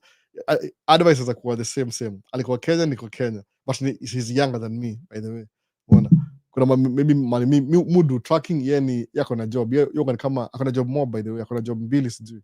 Yoko ni kama accountant, CPA, alafu pia ana give ma business talks. Basically, ukiona Owen anaongea kwa YouTube, job yake ni speaking, by the way. You're gonna speaking engagements. Ukiona ana travel akienda different cities, hii ni speaking engagements. Hiyo enda huko hivyo. So you take time, anakuja anaji humble, I can say that by the way. Anaji humble, anakam social media kusaidia wase. Your objective. Alafu pia mudu the same thing. Lakini yeah, because it's part of his job, anaweza kuwa more frequent kwa channel, sababu akitravel kwenda out of town, ana fill up your time kukuwa live na wase. Sasa unaweza kuwa ukimwona ako live on Tuesday, unafikiri does this guy have a job? Ako job. So, because akanamwingilia ati wewe unafanya kazi kweli? Sasa unasema do you mwenye unasema huruma. Msako job ukiona kama ako Kentucky.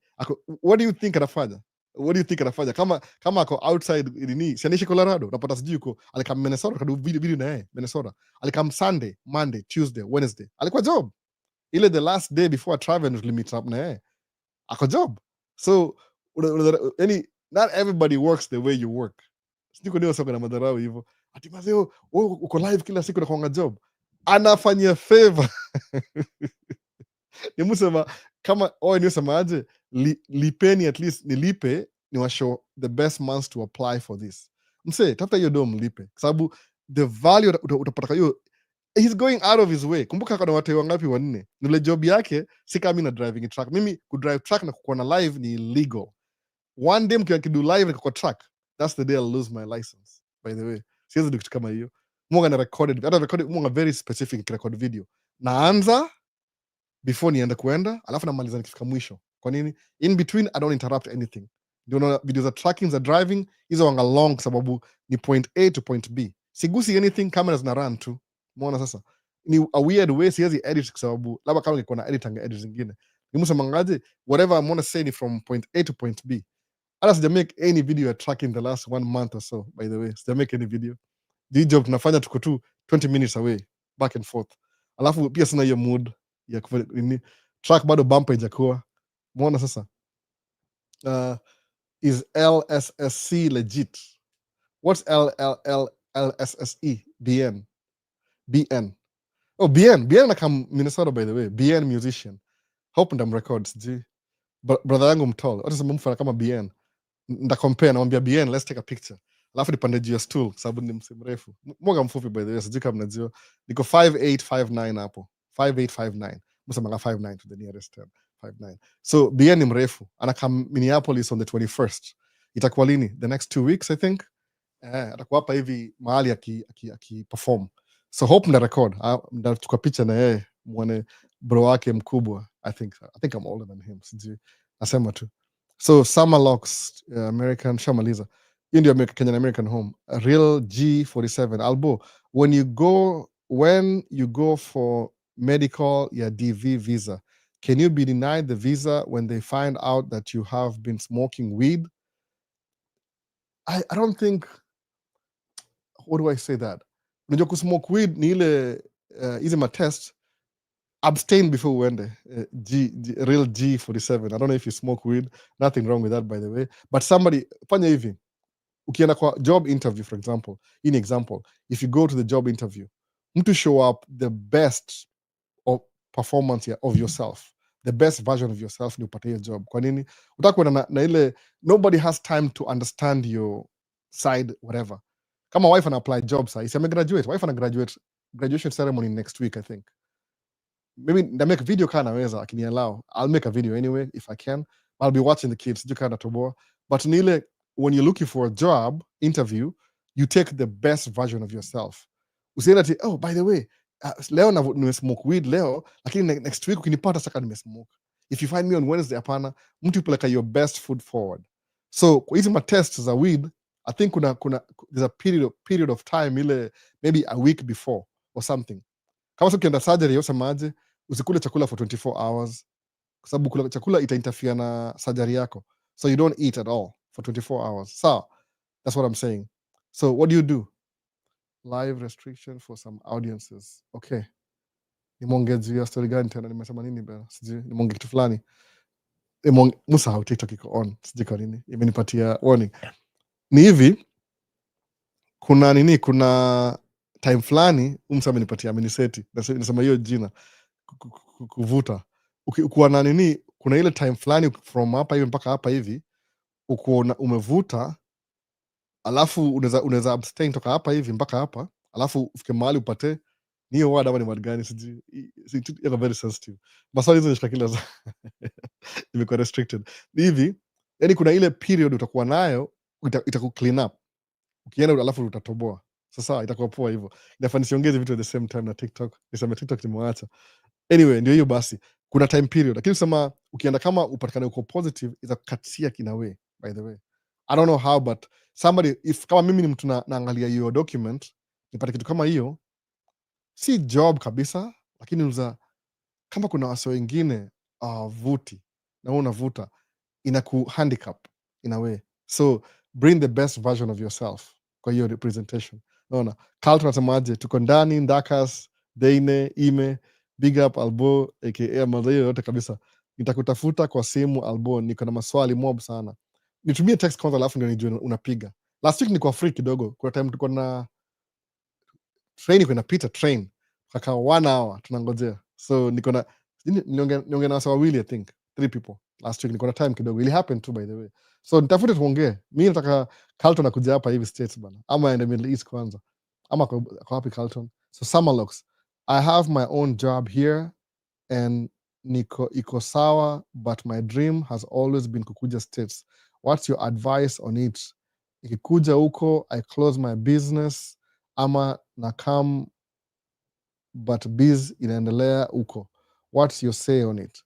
Summerlocks, kama kuna business ile, kama utadelegate, tafuta mtu ule anajua hiyo business yako kama wewe, mko na like minded, ile hata ukimwachia ukuzia hapa hivi anaweza run hiyo business kama wewe. Train mtu ile apprentice, umwachie business iendelee, alafu kuja hapa kuna kuja, then ukisha kuwa poa hapa hivi utagrow. Usiwahi wacha business, you don't shut it down. Vitu kama hizo maze, kuanza business ni hard bana. I don't know, me, my own opinion. Ukiwa na job itabidi, because you have to move, wewe mwenyewe ukuja hapa hivi, lakini ukiwa na business wacha iendelee. Tafuta tu mtu ile delegate aendelee na business without you, itakuwa poa hivyo. Sasa kama una job sawa, lakini angalia who can I leave, kwa sababu basically ndio hivyo. Kama mimi mostly musemangaje right now, mu drive truck. Kwa nini? Niko initial stages of building generational wealth. That's true, niko initial stages. As much as nimekuwa tracking karibu 15 years, guess what, domo sikuwa na invest kwa truck, nilikuwa na invest kwa kubring madhe, kubring buda watoi nini. So sijai kuwa na ile na prioritize earnings za business ziende towards investment. Kama ningekuwa single, which ingekuwa odd, because why do you want to work so hard peke yako alafu uenda kukula pesa yako peke yako? It doesn't make any sense. Lazima uachie watu wengine ndio wakule hiyo pesa, especially your family. Sisemi kama my best family. So una work hard in the beginning, una accumulate wealth, alafu mimi nimekuwa nikifocus na ile I've been using my profits kusurvive, saa zingine kusurvive. So kwenda mbele banasemaje, since na watoi wanne sahii, maybe ndakuwa na mmoja, sijui wife asema one more before afunge hiyo story. Ni yeye, si mimi. Mi sikuwage na ball, mi ni chali. So akisema one more utakuwa labda na watano. Kwenda mbele nakadifocus na ile profit ya business, ile vile wasemanga watu wale, you earn money, you hold money enough mpaka ikuwe na ile level ya investment you can invest. Once it's good enough, you invest. Then whatever you may invest, you invest in a cash producing asset. So the cash producing asset ndio itadu nini, italipa ile, you'll benefit maybe 20% from the cash ikuje kwa mfuko yako tena. So kama ile una redirect but pesa kama ile ti una earn alafu una spend, una earn, una invest, then whatever the investment produces unachukua a percentage from that and keep investing.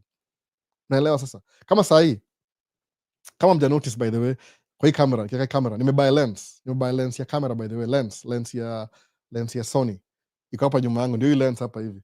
Leo sijui kama Guru Visions yuko, nimebuy lens. Hiyo lens imedu very simple. Kuna best yangu mmoja aliambia, "Albo ni aje? Iko na job fulani hapa hivi." Nimepost hiyo, sijapost hiyo video bado. Ya 2 weeks ago. Ilikuwa ndio sahii baadaye imekuwa hivi. Sahii miti zimekuwa na leaves by the way. Kuna leaves sahii. 2 weeks ago kulikuwa hakuna leaves, hakuna manyasi kwa green.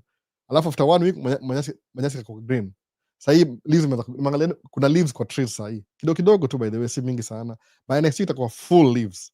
So kaniambia niaje na do landscaping kama uchukue hizi marocks ndio nindapia mahali. Nilifanyia kama 5 hours hivi. Alipa per hour. Akanipa ngiri moja. Niko na credit card points ya karibu $1,000 hivi. Nikaona wait a minute, juu tumeanza season sijajibaia kitu yoyote ya maana, wacha ni buy lens. Hii lens iko on sale sahii. Nikabuy hiyo lens, nimeibuy 2 last week hivi, I think maybe 5 days ago, Tuesday Wednesday hapo hivyo. Nikabuy hiyo lens na credit iko na kila kitu. So hiyo lens nimeibuy sahii, nasemaje, hiyo lens nimeibuy na bahati. Kwa nini? Sikutumia cash yangu kuibuy, nimetumia points za credit card, na hii job ya haraka haraka ilikamia one time. Ile nilifanya job the whole day, alafu jioni after work nikaget hiyo kusaidia best yangu, so ni ile overtime. So overtime ni buy a lens by the way, musema hivyo.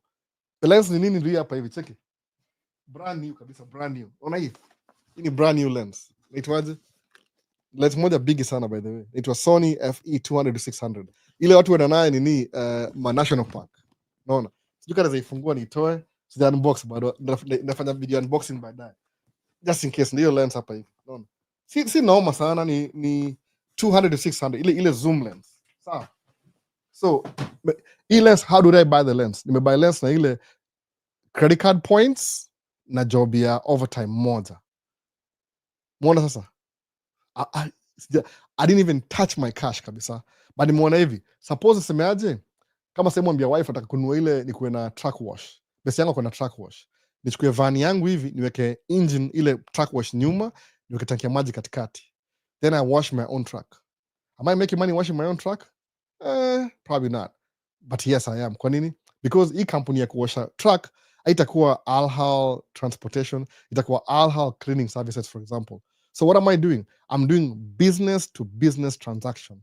So there's invest $6,000 nieke truck wash kwa van yangu, iko tu van wash, whatever, mobile wash. Alafu every Sunday na kama naosha truck zangu mwenyewe. So what do? I have to pay myself. Kwa nini? Sababu pesa inaingia kwa kampuni ya kuosha. Sawa? Then if anybody else wants me, naenda nawaoshea pia hao. So business to business. So hii business yangu inafanya hii business yangu ingine job, alafu inaniandikia check, alafu na exchange transaction. So if I want to buy another lens, nafanyaje? Naweza fungua kama nianze photography business, naenda napiga msee picha for $100. After a while hiyo $100 uko na credit card by the way, kuna minimum balance, kuna maximum balance. Unapata minimum balance per month ni $200. So ukienda umake $500 per month, you can take 200 from that, uanze kulipia hiyo lens. Eventually you'll pay it off. Kwa nini? Una produce, inakupatia, it gives you a means to make money. Kama hii lens imebambika, nimebuy for free, yani I didn't even use my money. Points the credit card na hiyo kicheck ya hiyo job ya one day ya few hours, 5 hours to Thursday jioni na Friday jioni, liko after work. Niambia mazi ndakam, lakini ndakam after job na job imenibuy a lens. So now I have something to remember, ile job ya hapa na hapa nilibuy a lens. Unakitu kama hiyo, baada kutumia do directly unai flip around, alafu unakam kutumia from the other side. So tuendelea hapa hivi, gani ingine, which is the best short term investment, na ipe nguvu yake na wepesi na light cheating code. Hassan wa Isa. Investment akunanga short term, sijui, maybe money market account, but still unajua watu sawa hivi kitu moja, if you gonna invest, by the way, let me make it very clearly, labda inakani kama ni story mzuri. Hizi si story by the way, si story za jaba, wala sasa story za jaba. If you wanna invest, it's hard in the beginning, period. By the way, there's no way utaenda Middle East rahisi hivyo. I don't think so. Kama ni Middle East, there's no way win green card alafu ujipate ku states rahisi hivyo. Utapitia some hardship. Baadaye ukikam kusettle, uta look back useme wow, nimetoka mbali. Sijui usemeaje by the way. Kama unafikiri kuinvest ni the feelings you feel inside, sisemi ni Isa wa nini, Hassan wa Isa amesema hivyo. Ni ile tu investment, kuna hardship. Na huyu best yangu hakuna life insurance, analipa 1700 a month. Kuna uchungu, you're losing something to invest. Itakuwa ati oh I'm just peace, itakuwa uncomfortable in the beginning. Sikia vile nimesema topic ya leo ni nini? Hard choices, easy life. Easy choices, hard life. Period. Kuwin green card si ati umewin. Sawa, kuna ile one day celebration, then you have maybe 45 days ya ugumu, then ukuja move one stage uende kwa embassy. Tena kuwe na hard choices kwa embassy. Si interview, utapata visa. Then kuna ile hard kupanda ndege kuja state. Ingefika state tu hivi the first day hivi. Easy choices, umefly state, umefurahi. Fika hapa hivi host wako, hard choices tena. Easy life later, by the way. Hakuna mali inakuwa easy. Mimi niko na life insurance by the way. Kama simamaje siku hizi, I'm so focused that nikipigiwa simu Kenya, zile ile black tax, alboni aje nitumie $100. Naambia sina 100. Kwa nini? Wewe niambie, for example, what's more important to me? Ni kutumia wewe 100 ufurahi for a few seconds alafu nisahau mpaka next time uko broke, tena niombe 100, ama kuchukua hiyo 100 kuinvest hiyo 100 kwa shares. Imagine $100. If I nichukue 100 ni invest, sababu in 10 years from now hiyo 100 itakuwa $250. Itakuwa gain $15 extra kwa 10% interest. Kama 20% itakuwa more depending on which is which. So hiyo $100 hiyo bila kupatia wewe ndio usikie poa for a few seconds until you get broke again, then uze tena afadhali invest. Kwa nini? Because I have 4 kids. Me 6 kwa jokes hai. No. Sometimes tumia mse do. I'm not saying this tumia mtu do, but ile ndo nakutumia ni ile nime earn. Mara moja sijipange do by the way. Musema kama the last 2 years sijajilipa mshahara, nilikuwa na prioritize madereva na truck. So the only thing I was doing ile nalipa ile line of credit tutumia kwa chakula, I'm just keeping it up na pay off. Sijai kuwa na cash mimi. So when I do something on the side, na buy lens kama hii lens, ita enhance video zangu zile, kama tuseme nikienda ku visit place ile uwezi get closer. Kama sasa kama Kenya kutembea alafu niende Amboseli National Park. Hii lens itakuwa poa. Itakuwa ile ina zoom 600mm. Vitu kama hizo. So you invest on an income producing asset. Inafungua njia nyingine. So say somebody, I have 4 kids to be, I do things, I move differently now than maybe 10 years ago. Kwa nini? Nitamanda bring mother na mbuyu hapa hivi so they never have to ask me for money again. Kwa nini? They can make their own money. Sasa mbuyu akitakuongea na mimi, labda tuongee juu ya family trust. That's it. There's hardship involved in the beginning. Hard in the beginning. Haitakuwa easy ati. Kama iko easy sahi, you're paying for it in the near future. No, kwenda Dubai itakuwa utafika pale ufike pale upate hiyo bed space, labda unakaa double decker juu, mnashare kitchen na wase 8, hata uwajui wote, lazima uanzie kwa trenches. By the way, guarantee it depends how big your trench will be. Hii ni experience ya kila mtu, lazima uanze kwa trenches. There's nothing that itakamkama iko free from the beginning. Actually, if you make it so easy, hautai prosper. Utakuwa yani ulimiss ile skip 2 steps alafu ukaenda sijui semeaje. Hebu tuone Dero asemaje. Just tuned in, hope you're doing well. Yeah, I'm doing well by the way. So hapa ni, how would you comment about joining the military as a new immigrant? You can join the military. Mu discourage by the way, kwa sababu most of the wars watu wa Marekani yao pigana ni politics. Serial things. Ni politics by the way. Ni geopolitical. So musemaje, kama unatoka Kenya, kuna other things unazafanya ile, sababu una green card, mbona uingie mi sijui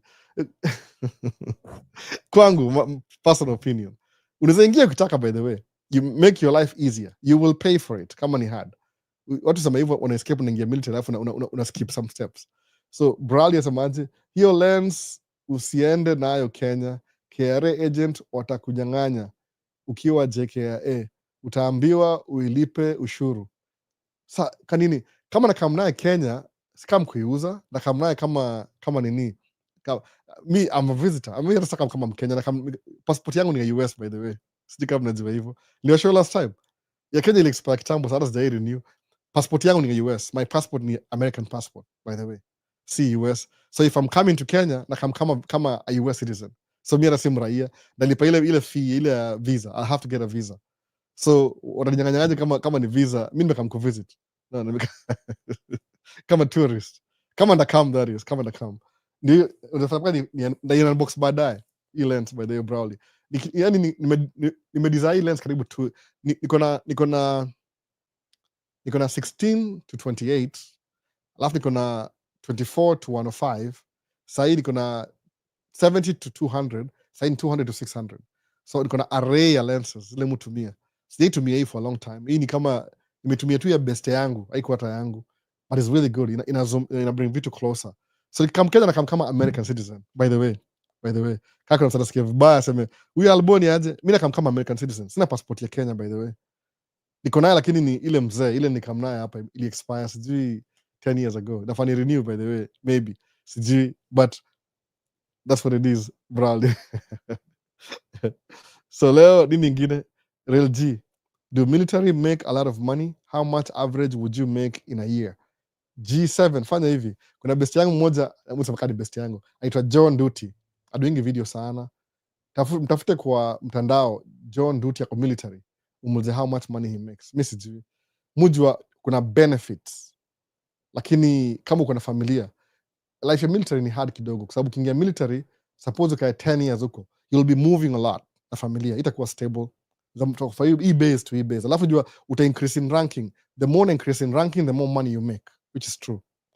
But mi sijui mambo ya military, muona kama hiyo institution ni kama sijui muitanga cult, ni kama cult, they teach you how to live life, ni poa kwa free according to me, sijui, I don't know, but it's up to you. Kama hiyo ni opportunity kwako, everybody different. Mu think, muona kama kuna anybody anawatch hii channel Maisha States, alafu amekuwa around for a long time, anajua, which means you have a similar mindset in a way. Musema you're better off business, kwa sababu business hauna limit. Ukiingia military, angalia kama John Duty aposting video the way he wanted, alianza John Duty TV, alianza hivyo by the way, very good content by the way. Mi niliwatch video yake ya kwanza nikasubscribe, nimewatch karibu zote, hata kikidu live kama na drive mu watch bado, hata kianguka. Very good content. Bora John Duty doing video anymore. Sometimes yuko job ameshikana, sometimes yuko chuo, sometimes yuko naona life imemshikashika juu kwa military. Kuna vitu ziko required kwa military, labda uwezi make video kama uko deployed, duka hizo uwezi make video kama inaharibia, I don't know, but mimi personally musema tu there's better things you can do with your life than kuingia military. In my own personal opinion by the way, sikwambii what to do, you decide. Muona sasa, this is Guru just rebranding. Dero travel. Guru umenishika offset kabisa, nikajua ndakupatia nini, ndakupatia moto na hiyo lens. Naona nasikia hiyo lens would nasikia uko lens would love this lens. Yani ni 200 to 600 ile ya zoom, ile imetafuta sana, iko on sale by the way, iko on sale on very good deal. Ili give up one of my lenses for more credit, nikaipata. I had to give up a lens by the way, ilikuwa chungu, lakini hiyo lens itumiangi sana ili to exchange. Unajua hizi maduka wafanya hivi, if you give them a used lens, you'll get credit towards the lens, hata kupatia cash. And when you're buying a new one, wata minus hiyo whatever, kama ni wata minus 500, alafu ulipie, kama ilikuwa 2000 ulipie 1500. That's what happened. I had to give up a lens. Sony though, ni Sony. Naona Guru Visuals Guru akona system ya Canon I think. So Isa semaje sasa, got you bro, hard now easy later, true speaking sir, as now nina kula ngumu Middle East but appreciate through you nimepiga one step ahead, Mungu akulinde daima. Sasa Waisa, usi appreciate ile hard in the beginning. If it's hard, guarantee ile si ati ile hard ile tu nimekaa hivi na kula ngumu Kenya, uko Middle East uko one step ahead. But watu hufanyanga hiyo daring, wale kutoka Kenya wanatoka out of, angalia hivi, how many Kenyans are in the diaspora na wale wako Kenya compared, ukiangalia hiyo number, I don't know the number exactly, suppose ile on a 5-year basis, yosema ile overall is kwa sijui ni how many, kasema how many Kenyans are in the diaspora, wale mpaka au lose Kenyan citizenship sijui, utapata the people who leave Kenya ni kama 5% in a duration of time. You can't say mimi nasemaje, mimi ni Gen X. Mimi ni Gen X. Sawa, 40 year old Gen X. What did I do? Nime click your sound. So mimi ni Gen X. Mimi ni Gen X. Sawa. Gen X, how many Gen X kutoka Kenya? Percentage from I don't know how many years ago. About 5%. 95% kutoka Kenya au katu kwa hivyo. Wana procrastinate, wana blame gava, wana do hivi na hivi, back and forth. Aujui wewe mwenyewe kuna potential ya kusurpass anybody around you. The only thing ile lazima uchange location. Just in case, by the way. Sijui kama nasema hivi, ile tu kuchange location kwa sababu you'll see things in a different perspective kutoka mtaani. Kuna ongozo wengi hapa hivi au ishi hapa hivi kama wale kama Trump supporter. Wengi wao they've never left their county, by the way, county. Kenya kuna county siku hizi, you know what a county is. They've never left their county for 40 years since they were born. Imagine. Hawajui anything outside their county. Mimi crisscross oceans na continents kuja hapa hivi. Alafu unaona kama hao wako better than mimi. Ukiangalia wase weusi tunaingishwa in one basket sisi wote. Naona ile ilitongaje hii jina gani ya English ile. Tuko all kama the same people. Naona one basket. Ajui kile mimi experience ni continents, oceans, environments, culture, language. Naona ile tu as pa hivi uko 10 times ahead of yeye. That's why niambia mother-in-law sema I want to sell my house. Kambia don't sell your house, mother-in-law. Akuiuza by the way. But niko very sure ukimuuliza anasema hiyo story si mimi nilimwambia. But mimi najua mimi nilimwambia. Ni vile haiwezi kubali. But because ni yeye ndamwachia. Nimwambia usiuze hao. Hydrate na Blue Stanley Cup. So nimwambia usiuze hao, fungua trust, initiate the property kwa trust. Na alidu. Na msemaje hata hajaniambia amedu but she's doing it. So that means it's getting better. Nimwambia wife by the way, kama mama yako ananunua trust, mbona wewe uko part of your trust? Ati akasemaje, I don't think my mom trusts me enough kukuweka hiyo trust. Nikamwambia no. Your mom does not see you as an adult. Act like an adult. Kwa nini? Make your own money, invest, jiprove. Ukienda kuona madhako na Q7 ile hazi yako amekubaia, madhako si mjinga. She knows you better than you know yourself. Kwa nini? Amekulea. Anajua, oh my daughter drives a Q7. The husband. Si anajua, si mjinga by the way. Anajua. So kama your wife act like you're doing something. Utapatia madhako nini? Ile itakufungua akili. Unaona?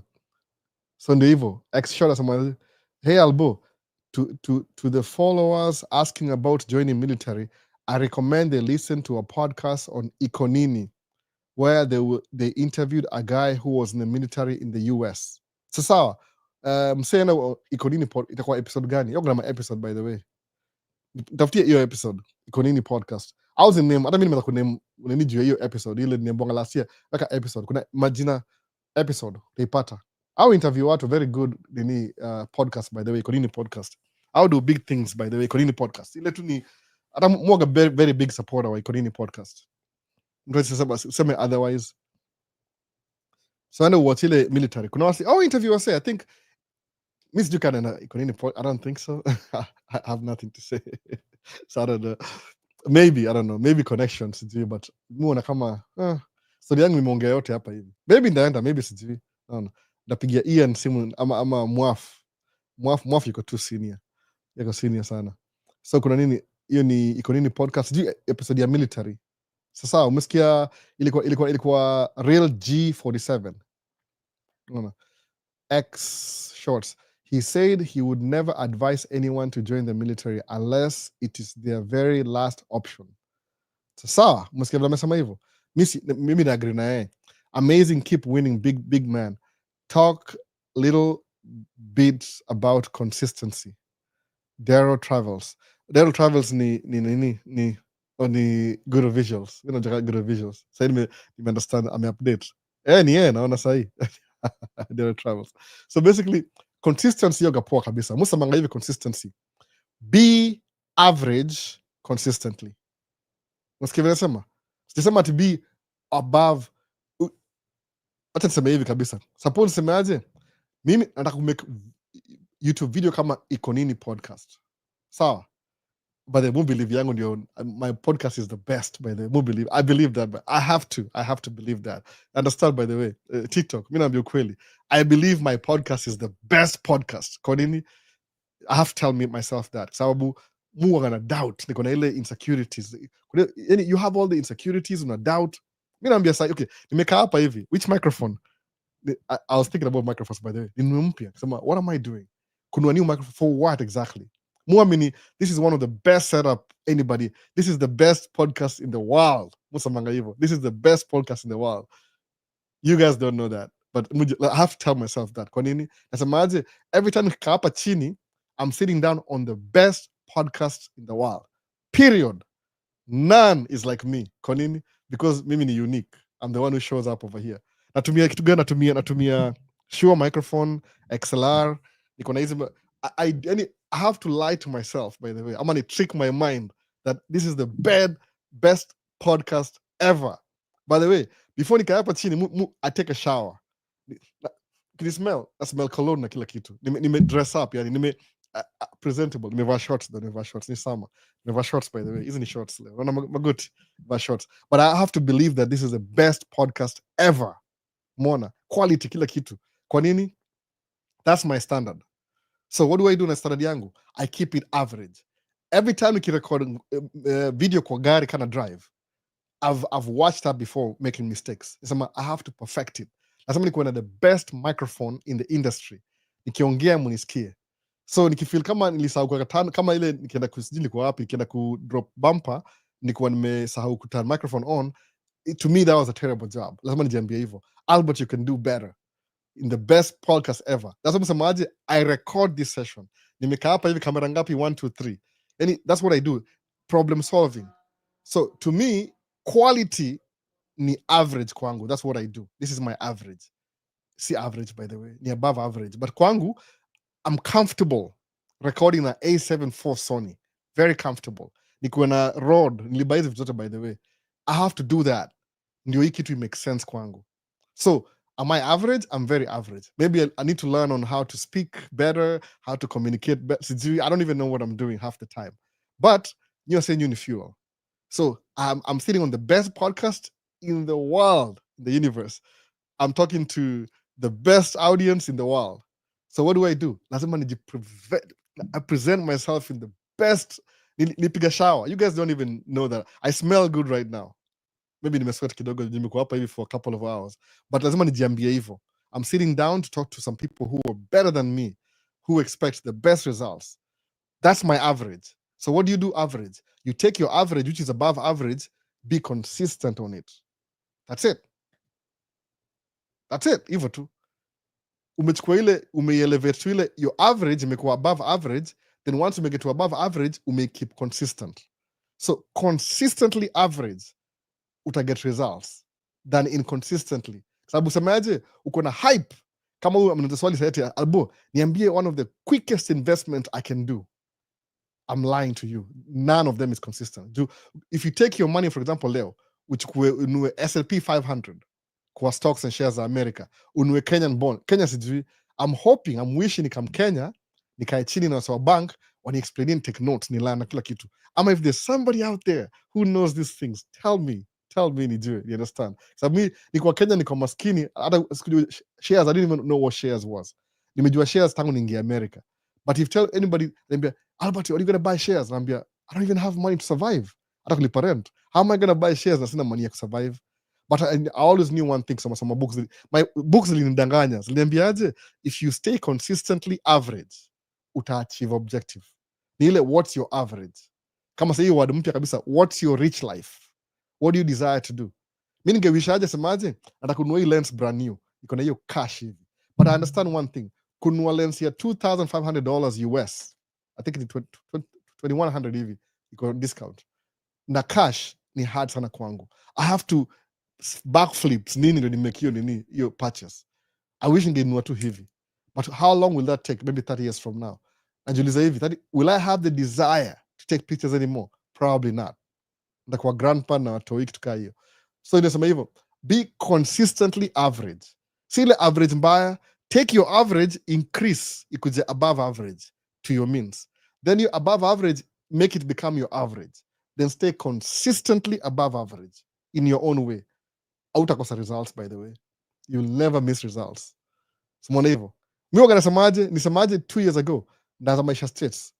Niko na grow so fast, by the way. Alafu ikastall after some time. Nilipeak according to ile content yangu nilipeak. So sahii kuna 9,000 subscribers sahii. 1,000 subscribers imebaki kama maybe less than 1,000 ifike 10,000. Believe me, 10,000. Camera nilipatiana zote, by the way. All the cameras niko kupatiana kama free gift nilipatiana. I don't have them anymore. But still, 10K, I'll give away a camera. So I kuna advantage. I'll buy the newest camera, the newest everything kupatia present day. Labda kuna DJI microphone kama hii hapa. Unaona hii DJI hii. Ziko mbili, angalia.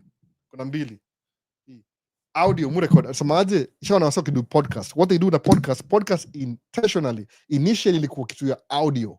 Podcast was never video. It's just 2 3 4 5 years ago it became video podcast. So what do? Murecord audio bado separately. I can use road hapa chini. Simeona road, by the way. Mtu yake amehesabu sounding like a robot. Angalia. This is my average, by the way. This is my average. TikTok. This is my average. Average TikTok, no, average. My average ni above average. So imagine. Nachukua something like average. Angalia. TikTok. This is my audio source. Above average. So this is not even average. In above average. Angalia. Kuna one input. Kuna two inputs, by the way. Two inputs. Inakaa hivyo. Hata nikiturn. Kama ita make sense. Sound ndio hiyo. Niko above. I took something that was average. Nipeleka above average.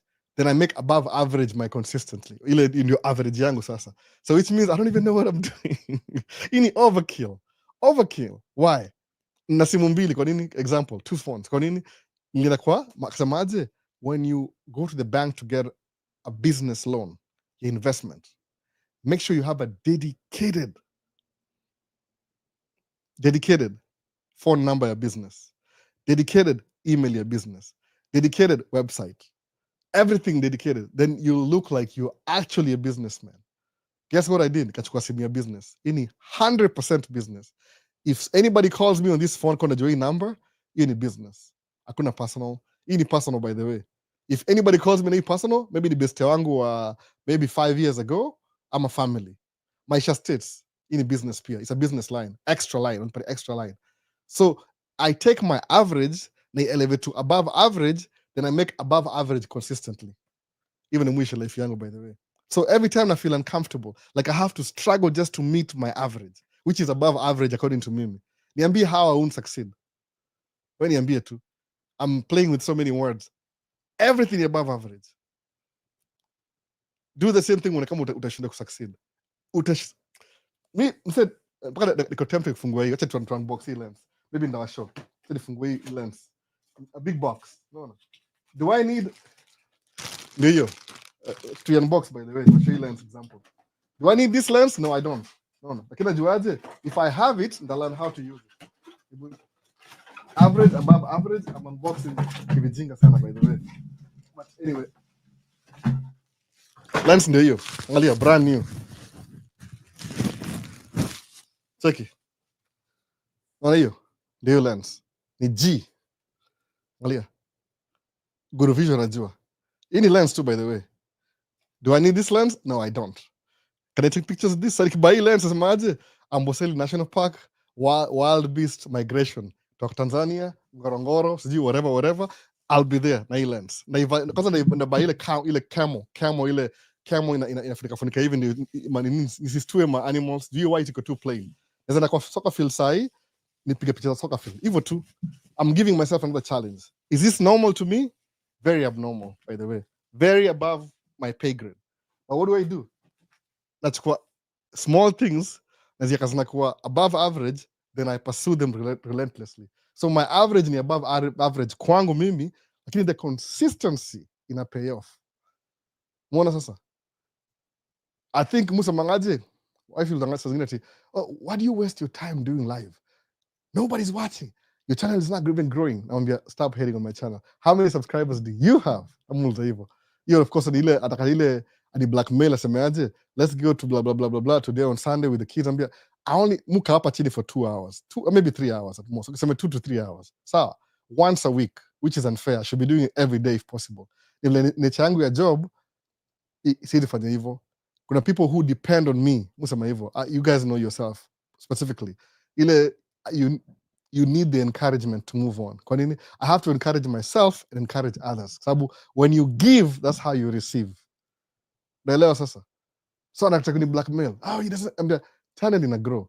Every time you refresh hivi, you grow. Ina lose, ina grow. I lose a subscriber, I gain 3. I lose, I gain 3. So kiangalia people who've subscribed to my channel since nianze, labda nisha surpass hiyo 10k.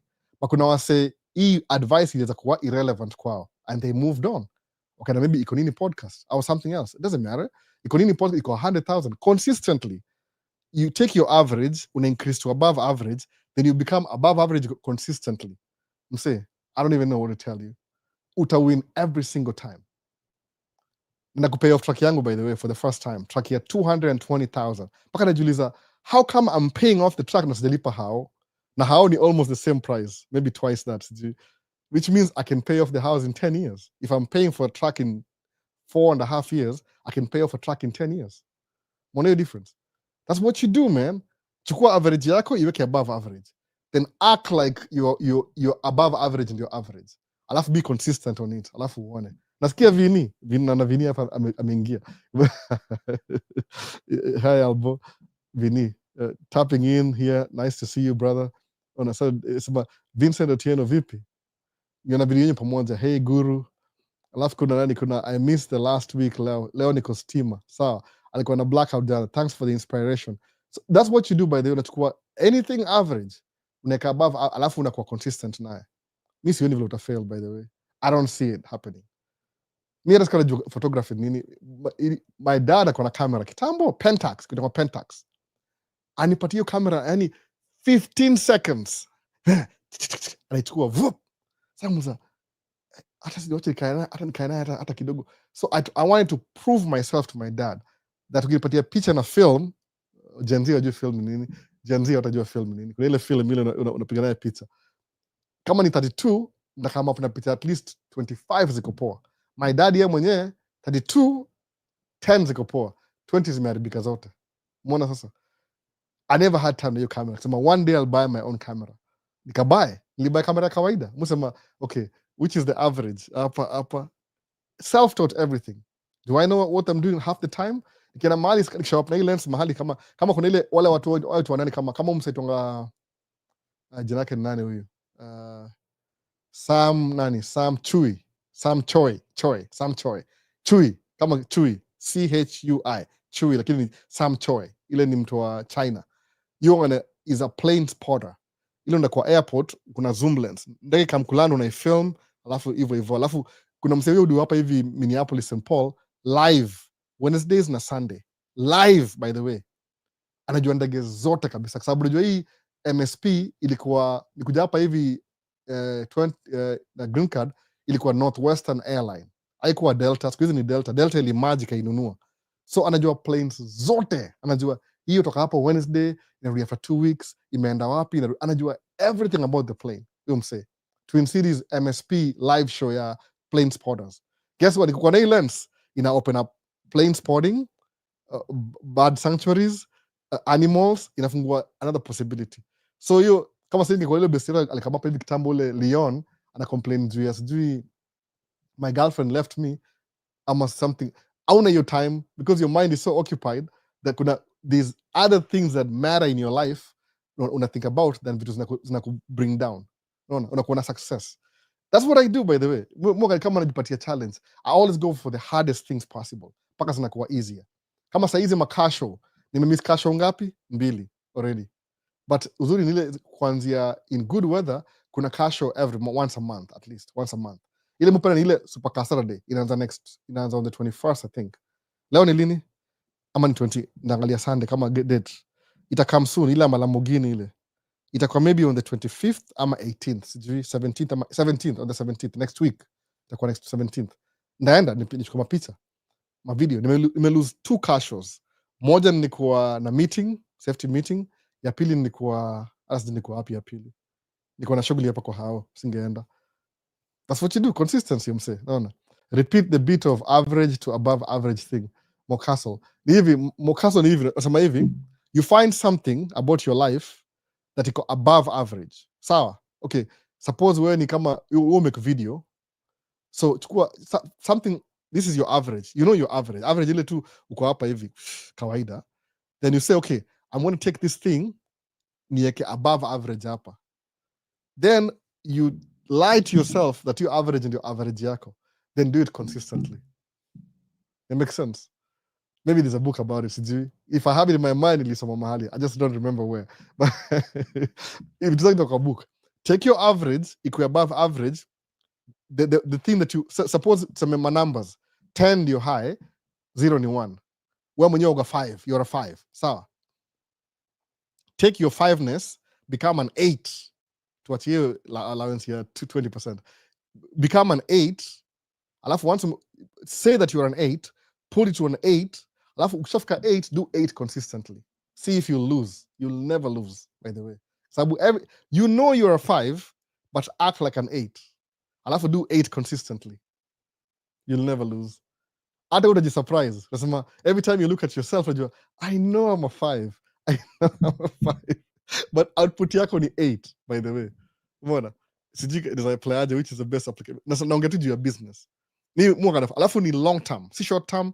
You're supposed to have like maybe 5 year. Every 5 years unachukua analysis, unaangalia nyuma. Umesikia Vini kama ulianza YouTube last year, 5 year statistics. Mimi niko Maisha States almost 3 years sahi.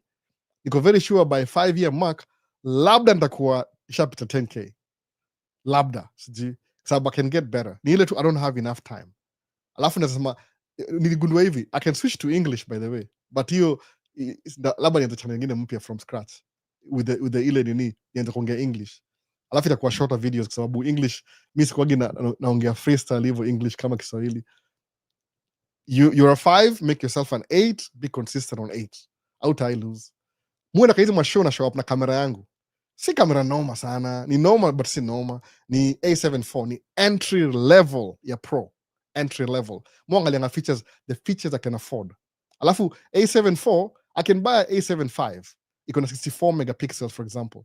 But hiyo nda afford moja tu, that's 2. So what did I do? Nilinunua A74 mbili. 2,500 both, 2,800 plus tax. So it is $6,000. So instead of buying one A75, nilinunua 2 A74s. Kwa nini? Inanifungulia Broadway. Alafu hiyo pesa nilikuwa nayo hiyo pesa 3 years ago. Nimekuwa hii camera 3 years by the way. 3 years. Nilibuy moja I think the first, alafu after one nikabuy ingine. It takes a while by the way, ni long term. So niko na 2 A74. Initially nikijua mambo ya Sony ilikuwa A73. But I didn't even have money to buy that. Niko na Canon system. Nikataka kule off Canon. So ikingia kwa hiyo place mashow hivi, mwa nakani kama mimi ndio professional. But I know I'm a 3. I know I'm a 3. But I show up as an 8. Whatever. I know I'm a 3. Kama ni 3%. I know. Out of 10, 3. But show up as an 8. Do it consistently. Utasurpass everything you ever thought the obstacle kwako. Sababu you're operating at a higher level ya consistency than ile average yako. Watu wengi au ka average, alafu na kwa consistently average. You results takuwa the same. Ni predictable. Very predictable by the way. Utapata tu exactly where you were last year is exactly where you were today. The only thing imepita ni time. You become older. Sababu every day you become older, day by day. You get older and older and older and older. Kila siku sahi, tukianza live kama ilikuwa 2 hours ago, I was 46 and some couple of months old. By now I go 46 and 2 hours older. You're just getting older. That's what you do. At 3, 5 level, ongeza 5 equal 8 level consistently. You'll always win, by the way. You're pretending to be what you're not, basically. Simple. Mona. Albona kichwa kubwa. True, I have a big head. Kama kwako ni kubwa. Kwangu ni ile, at least my body can handle it. Then what? What about sijaona yako bado? I can comment if I want to, but do I really have to? No, I don't have to. Kwa nini? Albo, hizo stories za jaba. Yeah, true. Just something funny ni ile, kwako ni stories za jaba, mimi I do it on a daily basis. So the difference ni gani? Well, I'm not pointing to one person. Which camera can one start with that is affordable but allows improving lenses? Kama ni mambo ya lens, nunua kamera ile kuna interchangeable lenses. That's it. Sababu kuna kamera ile kuna GoPro ni GoPro. Hata GoPro, I think 13 iko na interchangeable. Sijui kama zimetokea by the way. I bought it for one reason, GoPro. Nibadilisha zile malens ni play around nazo. But I've never gone back. Sijui. Anza ile any camera with interchangeable lenses, utalearn so much. Utapata the quality of the picture, si camera ni lens. That's why lens here cost more than camera, by the way. In some sababu hii lens, by the way, naona hii lens chapa yake ile initial price yake iko more expensive than camera. Sababu lens zina outlive camera, by the way. As long as ile mount haibadiliki, ina outlive. So you'll pay more on lenses than on the camera. Kwa nini? Sababu after 5 years your camera inakuwa obsolete.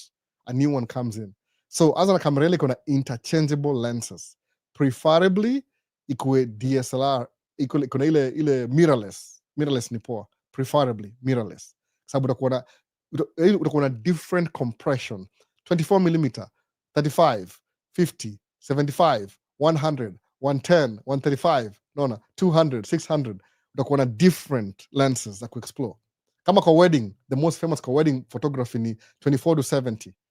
Ama kwa ile, if you want to take somebody the way they look like, 50. Utachukua 85 lakini usonge mbali kidogo. Utachukua 135, mimi niko na 135, niko na 85, niko na 24, niko na 35, hiyo ni sumbua sana 35. Inafaa ni update. Niko na 50, 50 is my favorite by the way. 35 ilikuwa my favorite, but 35 inanisumbua. I have to upgrade in future. Nawarudishia. Alafu unalan. So if some girlfriend leaves me, I don't have time to worry about my girlfriend. Kwa nini? I have my cameras to worry about and pictures and everything. Umeona sasa? Mutembea, I walk every day. So nasema, how will I make it today? Kama leo niko free. My kids and my wife wameenda. Wako St. Cloud 2.5 hours ago. 2 hours ago. I mean, maybe an hour and a half ago. Away. She called me. So maybe live ilikuwa mbaya. So that's what you do. Just give yourself, jipatie shughuli. Jipatie shughuli. Sawa, kama unakuja States, sema mimi niko ama 2. Kuna msemo ni moja poa sana by the way. Nisema ndaisoma lakini sijui kama naweza soma. Ameniandikia message moja poa sana. Acha niseme tu jina yake. Sitaki kumnini. Labda atasikia kwa TikTok. Nampata kweli sijui. Ameniandikia very good message. Asema alikuwa acha tuone. Sijamreply bado. I'm giving it a thought. Yani I want to give it like a deep thought before nimreply. Alisema kitu moja poa sana by the way. Asema akona sijui yeye ni hata sijui. I'll reply to him. Lazima na make video juu yake because of how intense alikuwa. Ameniandikia barua by the way. Nikaisoma. Bado nikaicorrect. Mufanya hivyo siku hizi. Nipata barua semaje? I know what you're saying. I don't get it. Wacha ni correct kwanza alafu ni reply. Sawa. Nikaisoma. Any very young kid, young guy. Anajijua kama uko TikTok unajijua. Sasa kusema jina lako Said. Barua akasema tu, nikamwambia hata sijui nimwambie. I want to give him everything that I can. Umeona? Lazima kuona ile you're a 3. Sema ati mimi hufanya tu vitu kawaida, naenda job, na safa, sina do. Sema aje nitakwenda Middle East. By the way, nitakwenda Middle East leo. Alafu sema Middle East, how do I get there? Sina plane ticket. You never know. Unaweza kwa call leo upate nimepata big contract, nikutumie ngiri moja upate tikiti. Boom. Same I have that money right now. I don't. Naambia wife apate job kwa sababu wife anasema she doesn't want to drive truck anymore again. Kaambia sawa, you have a degree, that's good for me. Anza job ya kawaida alafu tukuwe na life insurance better, maybe cheaper. I don't even know. I don't even know the benefits because it's never happened to me. Wife hajaikuwa na job consistent. The only job alikuwa nayo ni ku drive truck yetu. Sawa. You gotta keep money in the family. So I don't know how that feels like. Msijua kama uko na wife ako na job na uko tracking, mtakuwa na more income because kuna consistency ya job na business ni profit. Mta invest more. Most of my friends on a 4 tracks sahi, their wives wako na job. Mimi niko na wife anakaa home, stay at home mom. I don't get to grow as fast as they do. But amshindani, that's their privilege. Wife yako na job ni nurse, sawa, that's good. Kama wife yako ni nurse na ukiingia tracking, aki ya nani mse? I think uta drive track maybe for 5 years alafu uta move on. You'll have so much money ya kuanza investment ingine available. But anyway, Q&A. Nani ako nini? I 100% agree on this. I think being average gives one an extra competitive advantage in anything, e.g., even as a graduate, it's advisable kuwa na something like extra skills above average from others. Msikia? Huu ni John TKE amesema hivyo. hapa hivi ni asemaje, which camera? Cool, I'm in Kansas State. Uni will start documenting my experience. Mossad, please. Hata ukiniuliza mimi, there's things that I have in my mind as a YouTuber that I can't execute. Kwa nini? I don't have time. Kama juzi nimeenda kwa job site. Hiyo job site tumeingia kwa, nafanya job kwa another city inaitwa Chan Hassan. Nataka kuharibu kitu. Mungu alafu naharibu vitu. Inaitwa Chan Hassan. So Chan Hassan tumepewa sheria tukaambiwaje, this is a very rich neighborhood by the way. Chan Hassan ndio ile neighborhood ya Prince musician Prince. Kama unaangalia ile cash inaitwangaje, ile itoka Coffee and Octane, nimesahau jina, ile Chan Hassan auto show, hiyo ni neighborhood ya wadosi. Ukiona kuna hiyo storage hapo hivyo, wadosi wako na Lamborghini kwa hiyo neighborhood. So Chan Hassan is very rich neighborhood.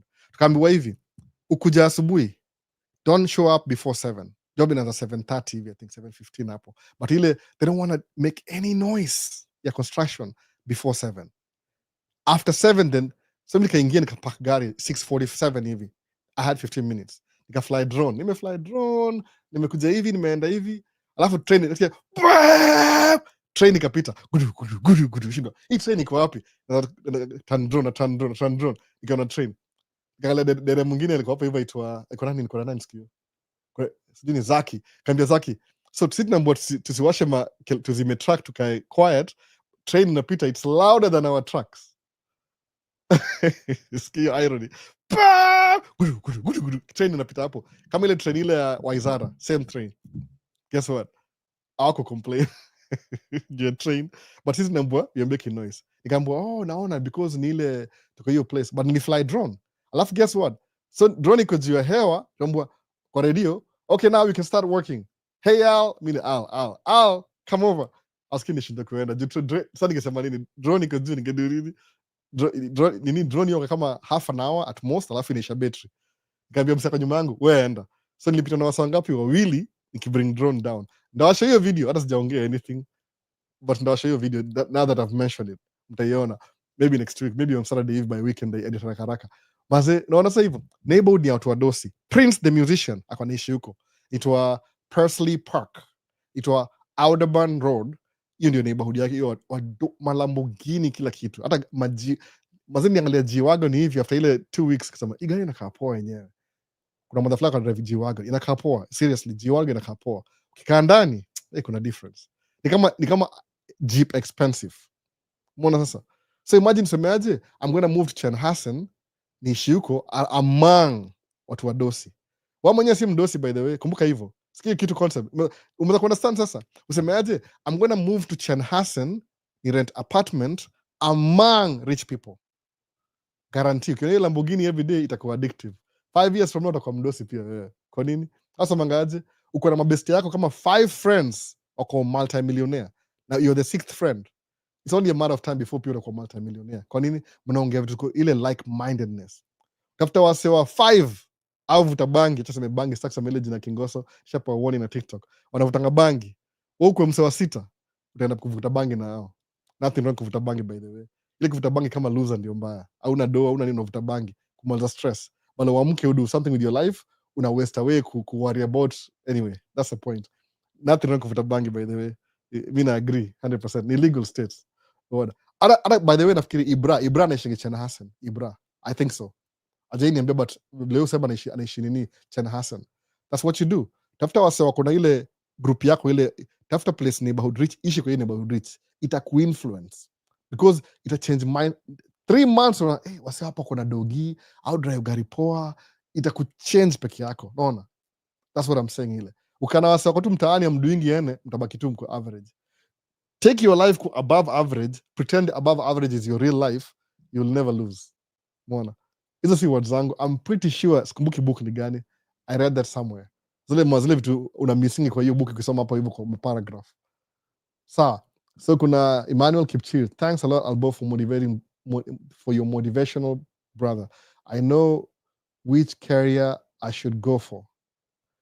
Emmanuel Kipchir, which career? Career kama over the road.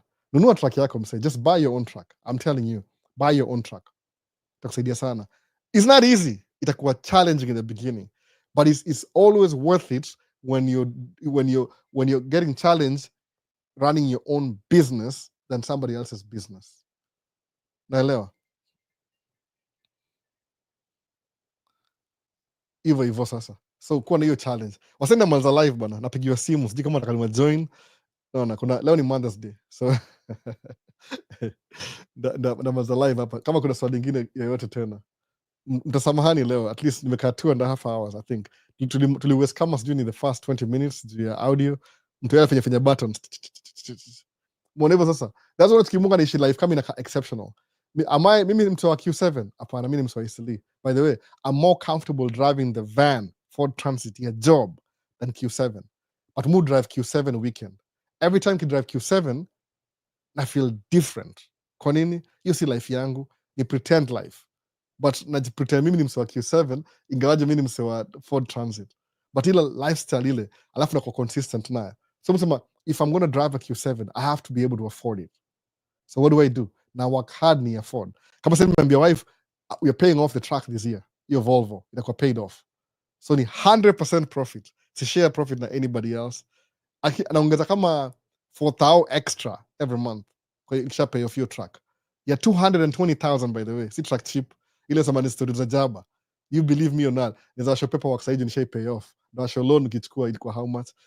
I may pay off your truck by the way. Iki pay off hivi maybe in ika 15,000 imebaki by the way. Ile tu I have so many things I have to pay before that. Maybe before my 47th birthday I may pay off. Afu ndani wengine tena. Kwa nini? Nikipay off truck mu feel kama I don't want to relax. Juu kuna other things objective in life nataka kuachieve. Generational wealth ni lazima. I have to leave my kids na a better life than mimi. Ingawaje wako mixed, wako half white, half black. But hao ni black anyway. Juu mother yao waga more black than mimi. Tangu wife ameingia psychology, ame understand the plight of black people in America than mimi. Yeye ndio unifundisha by the way. Did you know? Kama leo amediscover leo, unajua nini? Wasa manga hivi. One of the discovery leo nimwambia ukweli kabisa. Imekuwa kwa news leo asubuhi. Wasa mangaje? There's countries in Europe that never participated kwa story ya utumwa. Nimeswitch language juu ya TikTok. Utumwa, slavery, utumwa. Sawa. One of the countries that was ilikuwa very clean, haikuwa na any association na utumwa, no slavery, nothing. Ilikuwa Denmark. Sawa, Denmark. Are you sure Denmark? Yeah, Denmark. Okay. Wamediscover 2 ships. Kimaumana. Go look it up. Wamediscover 2 ships zili sink huko mambo kwa nini kwa Middle America tongaje Caribbean area you in the middle of America huko hivyo ili sink 2 ships. Kuziangalia ndani, initially story ilikuwaje ati those were pirate ships that were sunk by accident. Sasa kweli imetokea kumbe zilikuwa slave ships. So Denmark ina participate kwa slavery pia. So it's not as clean as we thought. Danish people. Wife yangu ni Danish by the way. So namngojea kuja jeni mwambie, "Oh, so you're Danish." Aha, okay. Budake ni Danish, Denmark. A quarter, so ni a quarter Denmark. Yoga kama kuna Denmark, sijui ni UK something Irish, alafu German, half German, alafu quarter. So she's a quarter Danish. Budake ni Denmark, from Denmark. So namwambia, guess what? Hata nyinyi mliparticipate kwa utumwa. Nobody knew that. Wametry kuhide hiyo story for a long time. Sasa hii imecome through. Hazikuwa ati pirate ships, zilikuwa slave ships za Denmark. Now we know the truth. Imecome up. Mwona sasa. So everybody was doubling na hiyo story ya utumwa 18th century. Jilikuwa na do, ilikuwa stock exchange. So anyway, Q&A. So TikTok ni aje, good motivational both. Thank you. So tamalda TikTok by the way. Nataka kumake hizi video zikuwe short kama zile za last year. Ile ni posting zile ma short tena kwa YouTube. Mbona it's a good thing kwa na time na zi edit na zi upload kwa simu alafu kama nina time na zi edit alafu na zi post itakuwa poa hivyo. Ndio watu wasikiangi ipatia 1 hour live upate kuna information iko readily available. Sasa kama za TikTok nashukuru sana kwa kuhang out na mimi leo Mother's Day. Nitafuta wasaidia na kula lunch hata sikulangi kitu yenyewe. Tunaona baadaye wasa TikTok. And now sasa hiyo nishamaliza alafu sasa YouTube ni aje kuna wana kucall mother-in-law anataka tips zingine za trust labda atakuna kama ni kama 1 hour away sijui atakanibembeleza, can you sikumwambia ati I can't come because of my life, nisema nawasha magari leo. Actually gari zinaenda kuoshwa sahi. Nimeanza simu kwa live, gari zinawashwa, lazima nikalipe huyo msee, ni best yangu by the way, naenda kumlipa, so gari zinawashwa. So mama ndio hiyo basi, maana amesha kuseti nini, mumelipa truck, mother in law anataka uhondo. Gari zijalipa bado 15,000 hivi, sijai pay off bado mona bado. Sasa so sija pay off truck, karibu hopefully ndaipay alafu nitumie kama maybe 3-4 years hivi, alafu niuze juu inazeeka pia, niuzie mtu mwingine. Nataka kumake sure everything ina work out, by the way, iko poa kabisa. Bumper niliweka, bumper iko sijabai bumper mpya, but naibai baadaye juu walisema iko out of stock hiyo piece na awangeifix, wakutaka kuifix, najua tu hivyo, wataka nibae mpya, ni more money for them. I get it, ni biashara, they didn't want to fix it, wataka ninunue mpya, but ilikuwa out of stock, I almost did. So kumbuka hiyo story, by the way, consistency ina pay. Vile mambo na Guru Visuals abita Dero Travels, consistency pays, but don't do average consistency. Chukua pretend above average than you, alafu you above average keep it consistency. That's what you do. Mwona sasa ile above average, sababu either way you never fail. Umeji elevate alafu mko consistency, mali wewe belong. Imagine you don't even belong there, you know yourself, come on. Mimi najijua, mimi am a 3. Unaona, ukiangalia looks zangu ama looks niko 3, everything niko 3 average, below average, but I live above average, alafu nachukua above average na kwa consistent naye. So even when I'm losing, I'm still winning. Kwa nini? Ni above average kwangu anyway. Mbona sasa meshukuru sana, leo ni Thanksgiving. Nani mwingine hapa amesema, Jonte amesemaje? Thanks sana for the time, sisi huku ndo kuingia bed. Hata ni poa hivyo, by the way, nafaa niangalia hiyo time ya Kenya, watu wakalale. Mbona unalala poa. Musianga good things new year, najipatia objective new year, the new year. Nasema this year I'm gonna do this and this and that. Alafu namalizana naye. This year sikuwa na story mob sana. Niko nini this year? Hii lens ni kitu ya kitambo sana. 2 years ago nime take time kuibuy, ili invest na YouTube instead. So kasema mambo ya photography, but sijai do any photography the whole of last year because of YouTube. I was invested in this, but I'm not losing anything sababu photography ilikuwa I get paid to do it, but now I get to hang out with my friends. Unaona hiyo value, kuna value mob ya YouTube live than kupiga picha, unaona. So anyway, hii lens na buy ndio excuse ya kuja Kenya. Hii ndio excuse ya kuja Kenya, by the way. Nisema I have to go big 5. Sasa so Jonte, thanks for your question, by the way. Jonte, uliuliza swali poa sana, imefungua hili nini, tulianza vibaya. Michael Ochieng, peace, take care. Ndio hivyo basi ase, see you on the next one. Peace. About Manza live.